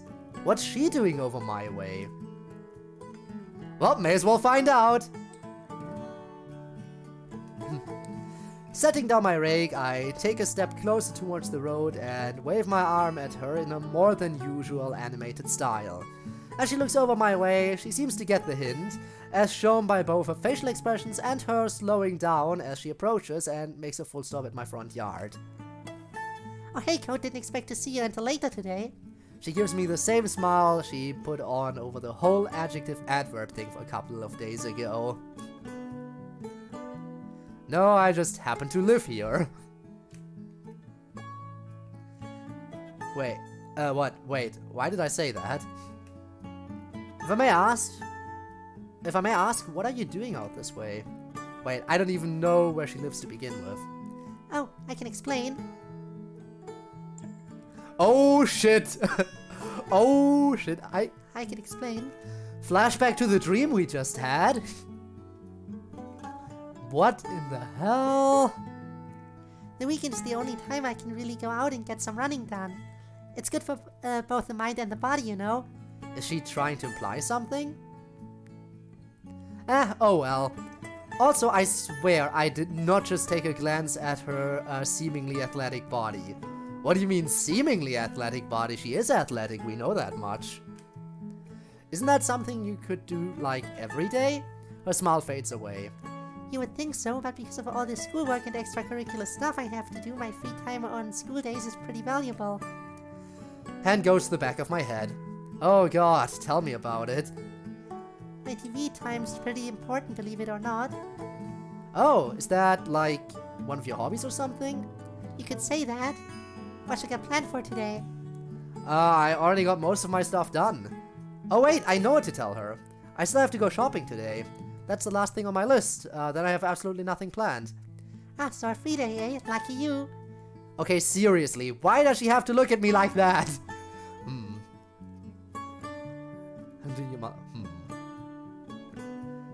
How is a 69 on a 5-star not 200? And that's Osu talk. I kind of get what you're talking about, but I am no expert in that discussion. I suppose you still plan on going to Sayori's place tonight? Her smile that makes me feel more at ease returns. Yep, that's all in the book for tonight. Speaking of Sayori...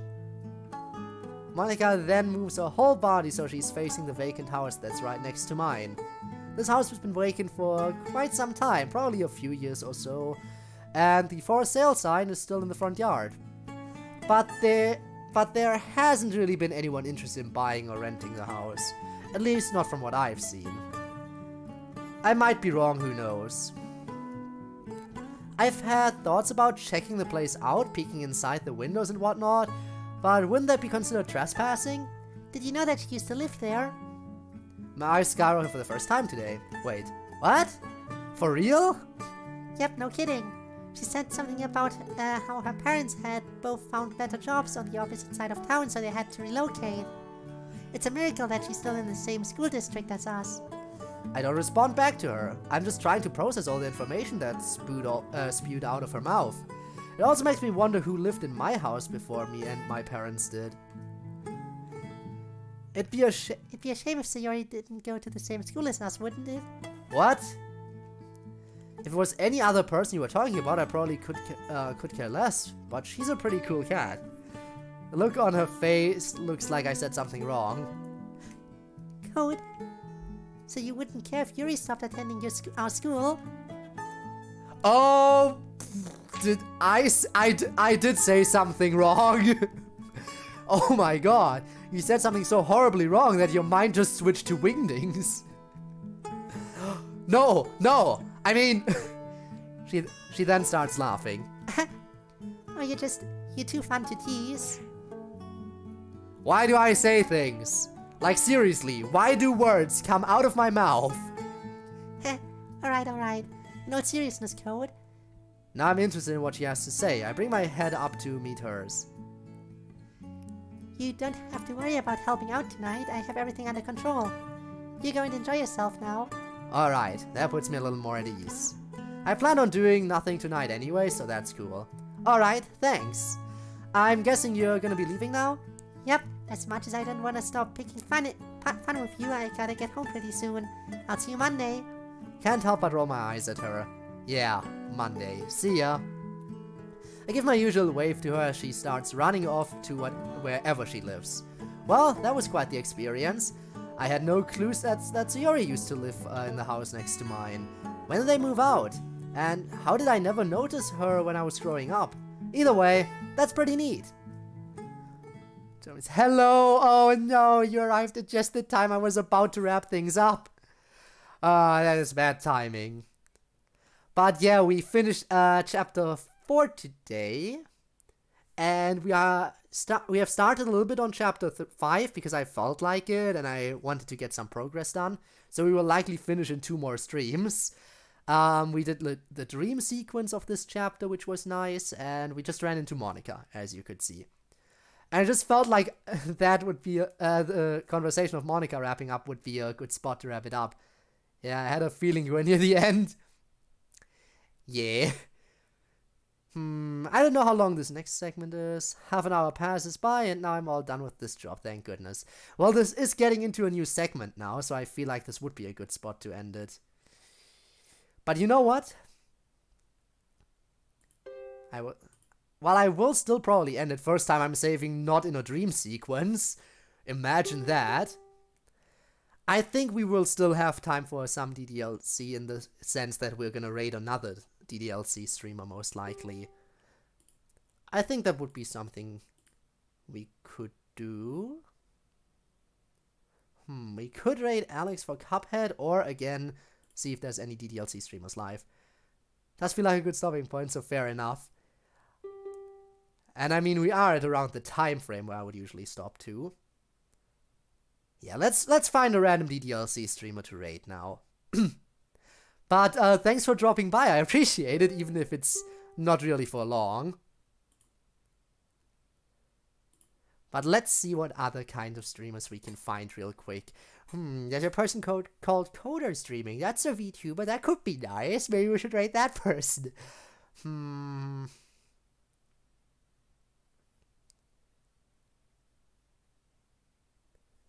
I know. Should be an English streamer, preferably. Don't forget the Darky side I sent. Yeah, I will have to check that out.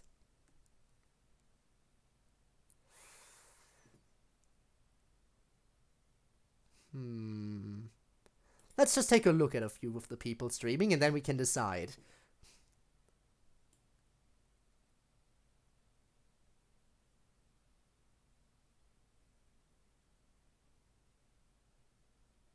So we have one person called Zero Dust Stuff streaming the— oh!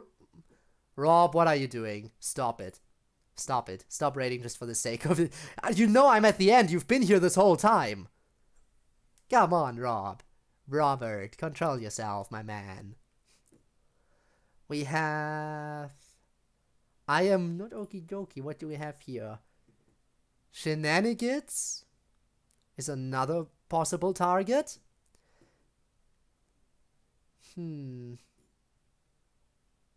So they could be a possible interest. Silly Rob.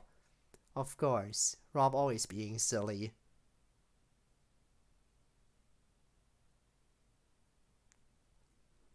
Let's see, what is this person like? I can't really check that person yet because I'm in the middle of an ad.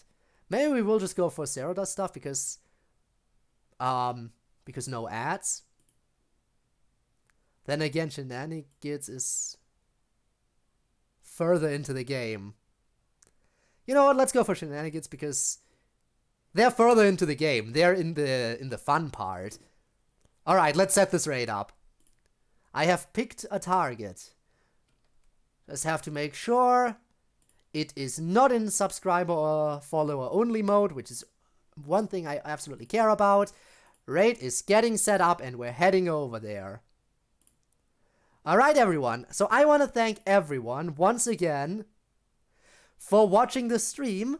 Next stream will likely be on Friday again for a good old Friday Night Funkin', and we will continue this mod on Saturday as per usual. Until then though, everyone, have a good day or night or whatever time zone it is for you, and I will see you all around next time. Until then, bye bye, and of course, goodbye, and thank you also to those of you who are watching this as a VOD. Your support has also been appreciated, and who knows, maybe I'll see you around live in the future. I would certainly appreciate that. Till then though, have a good one and bye bye.